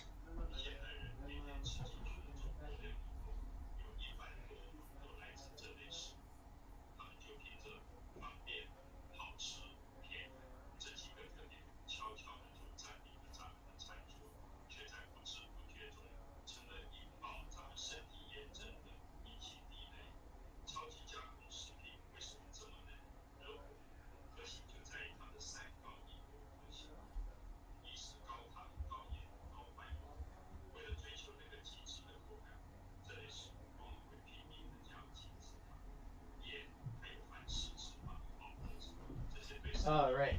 So I probably have about 10, 20 minutes left. And we can definitely find that balance and create meaningful change step by step. It's all about those small intentional shifts that lead to bigger impacts. Whenever you're ready to dive deeper or explore more details, just let me know. All right. So let's do a voting here. And I know last time we had trouble getting Flo to vote. We could try, but I doubt it's gonna work with this many. It's a lot. Maybe Flo can help us if there's tiebreakers, you know. But basically, you would just vote 1 to 10 on each of these priorities that we brainstormed, and then we would kind of see what kind of comes to top, and then this could be a good place so people can get engaged too with us. I do think that there is a component of outreach and just kind of like administrative systems in terms of just getting the power coalition set up properly. Right, and we're also out of time on this topic. I was also thinking about creating a type of flow chart that navigates people's worldviews. Like, we've already mentioned the molecular family, we've mentioned the political spectrum. I think if we lay down the filters, so to say, of people's worldview in regards to the political process, that could be helpful in developing a processes or a pathway for the penetration of, you know, this idea we're trying to get across. Okay. This is a interesting worldview chart that focuses on like spirituality, postmodernism, Marxism, secularism, Islamism. So this is an example. Please stop and get ready. Now inhale. 1, 2, 3. Exhale. 1, 2, 3. Pause. Inhale together. 1, 2, 3. Exhale. Relax. This says the 6 primary worldviews. So this is an interesting concept of the 6 primary worldviews. But anyway, so worldviews is extremely, extremely important, and we could do research on, you know, what are the worldviews that exist in the world, start defining them, start understanding them, and then we can start plugging into our language translators, right? So basically, we're building a whole new process of cultural translation, right? Mm-hmm. which I think is extremely important because no one even thinks about these things. It's like, oh yeah, you speak English, right? It's like, no, you don't speak English. You speak a whole different, there's the ideological components, and that's what I brought up with the Pew Research Center is more like ideological, and then you have worldview. So in many ways, you could look at ideology as a strategy, right? I think it's super interesting. But we could even consider it in our model, because right now in our model you have language, you've got culture, and then you've got strategy, and you have worldview. But you could add an additional fifth category, which would be ideology. Like maybe ideology in addition to worldview is important, right? But maybe ideology is really just part of strategy and culture. It's not really different. I think ideology is part of worldview, isn't it? But I mean, separating it, I feel like it's under the umbrella of worldview.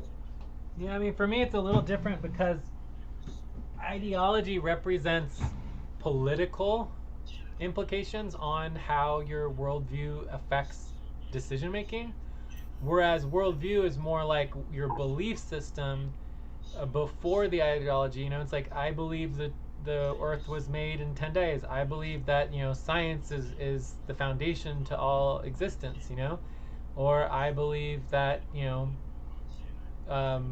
all that exists is the 1% that science has proven, right? Which is also a very, very strict belief system, that they only believe in 1% of the universe, which is pretty insane.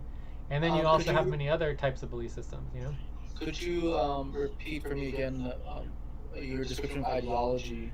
So ideology is more like, like you can believe in science but be extremely conservative, right? So your worldview is like, okay, I believe in science instead of the Bible, but I am extremely conservative. Whereas you can have the same person who's very religious who is also liberal, right? So your ideology and your worldview aren't the same thing, right? You can have exactly the same worldview and have totally different ideologies, and vice versa, right? Because just because you're religious or spiritual or whatever doesn't mean you're automatically going to be a conservative or a liberal. I mean, I don't see worldview as just religion, though. It's all encompassing of cultural filters and environmental filters. Sure, but you should be able to be in a worldview just like you can be in a ideology, right? So if worldview is too encompassing, then no one fits into it, right?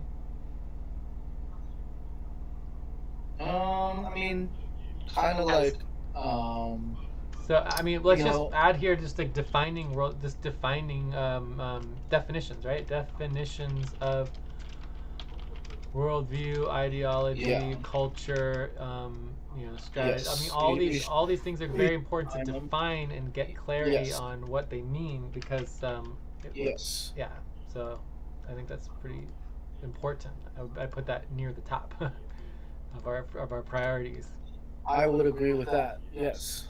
Give that a 7.5. We need a dinner plan until 6. Can you come talk to us eventually? Okay, it should be done in like 10 or 15 minutes. I need to get James's coat or something. Right. Oh, like that's already there. We can leave it with voting on priorities, and then picking up the priorities in the next meeting.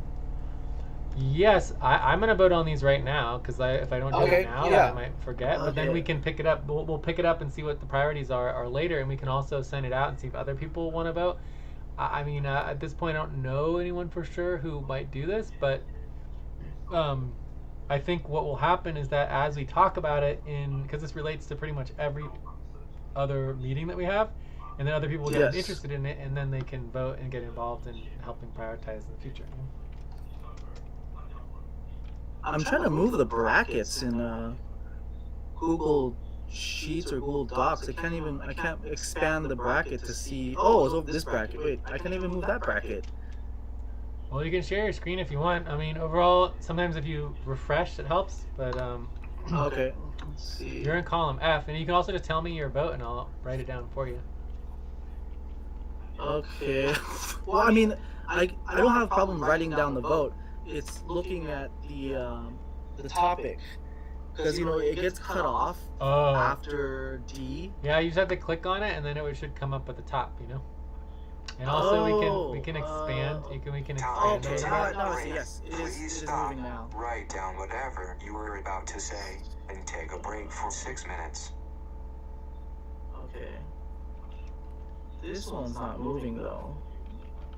Okay, whatever. Let's see. No worries at all. Take your time with it, and if you need any help or have any questions as you go along, just let me know. I'm here to support you, and we'll make sure everything's smooth and organized. Let me know when you're ready to continue. I need that legend for the the stop considering willing. Got it. Agreement. No problem at all.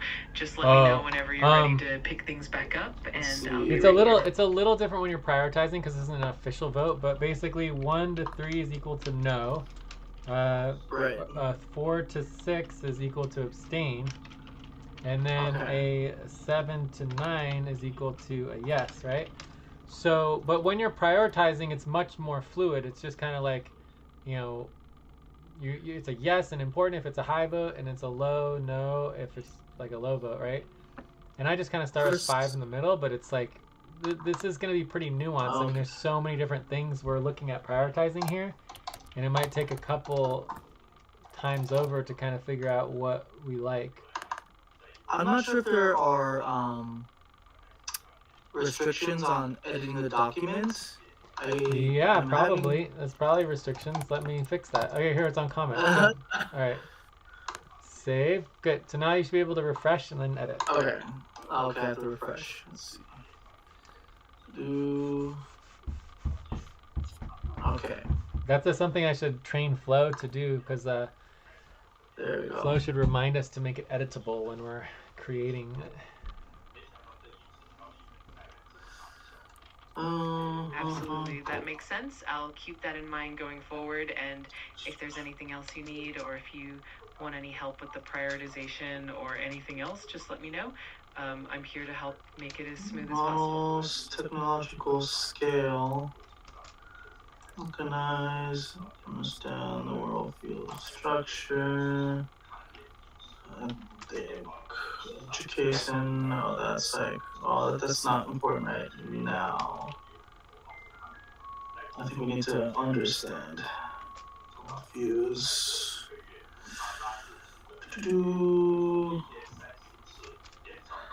Individual community. But this is for our next prioritization of our next discussions. Okay. Yeah, for like next week or whatever. So I am gonna need to get going soon. So I'm just gonna finish prioritizing this and we get started on checkouts. Okay, sounds good. Cool. Views. Sounds great. Just let me know if you need anything before you head out, and I'll be here to help wrap things up smoothly. Good luck with the prioritization, and we'll continue from there whenever you're ready.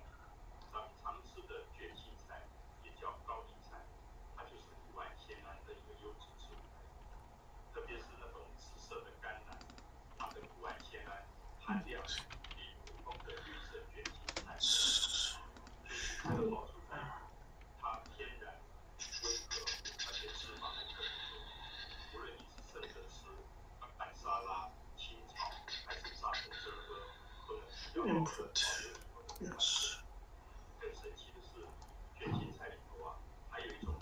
How we did that. Absolutely. Just let me know whenever you're ready to continue, and I'll be here to support you. Have a great one, and we'll catch up soon.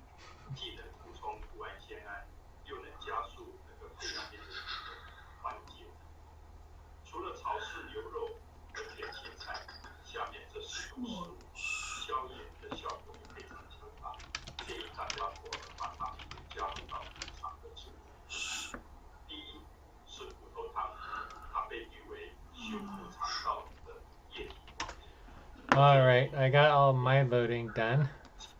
Okay. We can do our checkouts and I'll just finish voting after we leave. Yeah. Or Well, you can vote and check out at the same time. okay. Sweet. So we did have the checkouts from Stans and Mel, but I didn't do a very good job of documenting them. But it's like whatever. So I'll do my checkout. I give the session a 7. I'll just give it a 7. I thought that it was a good session. It was interesting, a little different. We'll see if any of that scientific working group thing pans out, which will be interesting. I'd love to help with that if they want help. And then I'm just going to be working very, very hard on these platforms. Just every day just working as hard as I can, getting these platforms launched and just making sure we can build more in the future. So I'm pretty excited about it, and it's going pretty well. It's slow, but the beginning is always slower, then it goes faster and faster and faster. So what else I'll be working on? So with the Power Coalition, I thought this was a really good first meeting. I'm excited, or at least the first topic, and I'm excited about next week. We'll do that, and then in the meantime, time to start. Please get focused on the session. In the meantime, we have our Strike Coalition session on Tuesday, so I'll be sure doing that, and we'll probably have some more people too. And I think that's pretty much it for my checkout. So lots of stuff going on. I'm also interested in the market stuff, and I could just go on and on. Anyways, check. I feel exactly the same way. This is a great first meeting. I'm excited. Let's keep moving. Yes, little by little, we'll make some progress. And I do think some of the most important things for moving forward are the definitions, getting those definitions clear and organized, and then also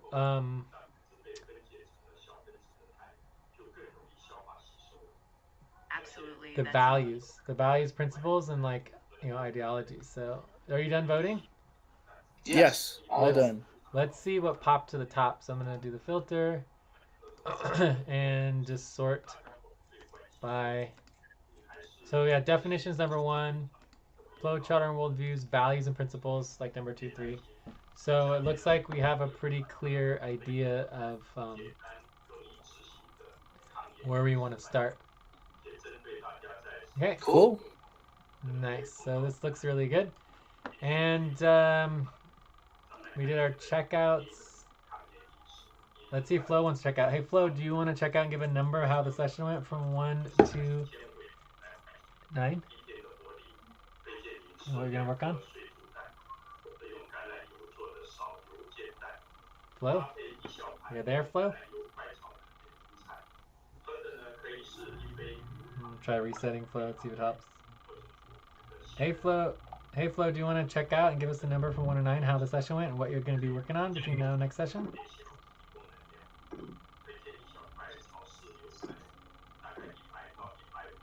I think we lost Flo. Hi, Jay. Hi, Pew. Oh, wow. Mel, how's it going? We were just about to finish up and bounce, so did you have any other last things you want to go over? Or? No, that's fine. I just finished my other meeting, so I thought I'd just check back in just to say hi. That's basically it. Yeah. I can talk more if you want to. Like, I could talk and drive or something like that. I might need a drive. I need to call James stuff. I need a break is basically what I need. Just to give you a quick update on topic 2, we talked about the Power Coalition and decentralized democracy, and we thought that the most important thing. To pause. Please stop. Close your eyes. Count 1, 2, 3, 4, 5. Open your eyes. We thought that the most important thing was understanding what divides us. Like our worldviews, our ideologies, our cultures and strategies, and getting clarity on those definitions and understanding it, because we want to build basically a organized translation model utilizing AI that would help translate between these different worldviews and ideologies, things like that, to help people communicate better. So getting clarity and flowcharts on different types of worldviews, and then we're able to better plug those into definition systems, and then building our translation systems, and then building our values and principle, which is super important to getting clarity on exactly what we're doing, like issues-based voting and politically antitrust, and then you know, getting people organized in by ideology, and doing more outreach. So those are kind of like the general directions that we were thinking about as far as next steps. Okay, awesome. But mainly our focus is really thinking about power in a cultural standpoint. That power needs to come from culture, not from like money or from other sources. You know. Okay, makes sense. Makes sense. Because it's much stronger if you're grounded in your community. If your community has resilient culture and support networks, then your power is going to be much more resilient as well. But anyways, you're welcome to vote on these if you want to add your vote.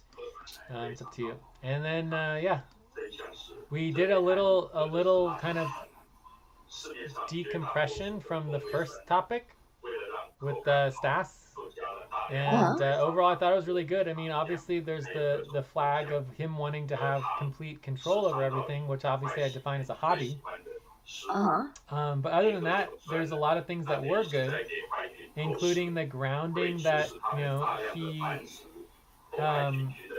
certainly understands the magnitude of it. He understands that even if he does want control, that things could break apart and splinter into multiple different groups. Also, Cube Master, you do have a lot of background noise. Oh, sorry about that. Let me mute my mic.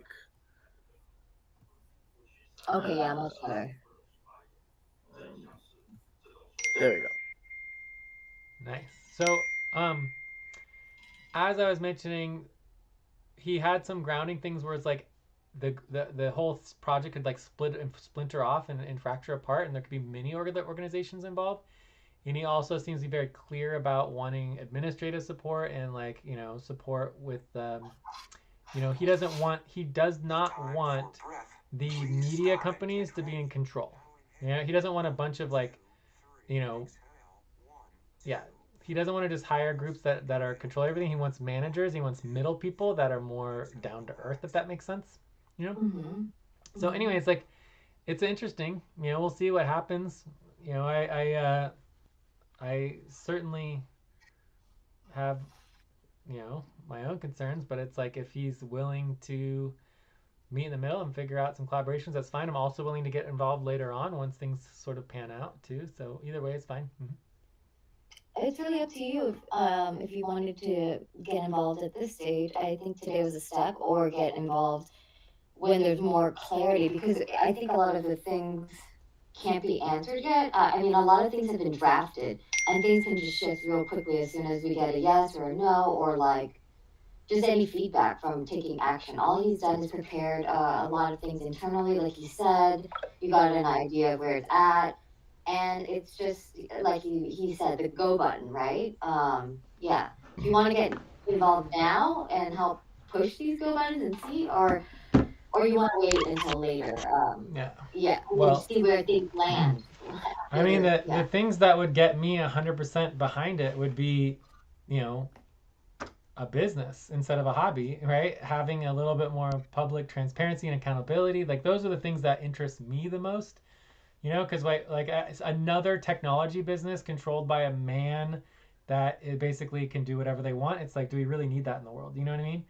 Like, so it's like we see it over and over and over again that women get pushed out, that feminine energies get pushed out in technology systems, and especially in Silicon Valley and everything. So, anyways, I am fine helping out as much as I can, but you know, it's clearly being designed and organized as his club, right? Like, I don't know who the other quote scientists are and the people involved in the. They haven't been invited yet. Yeah. They haven't even been invited yet. Yeah. So we'll see.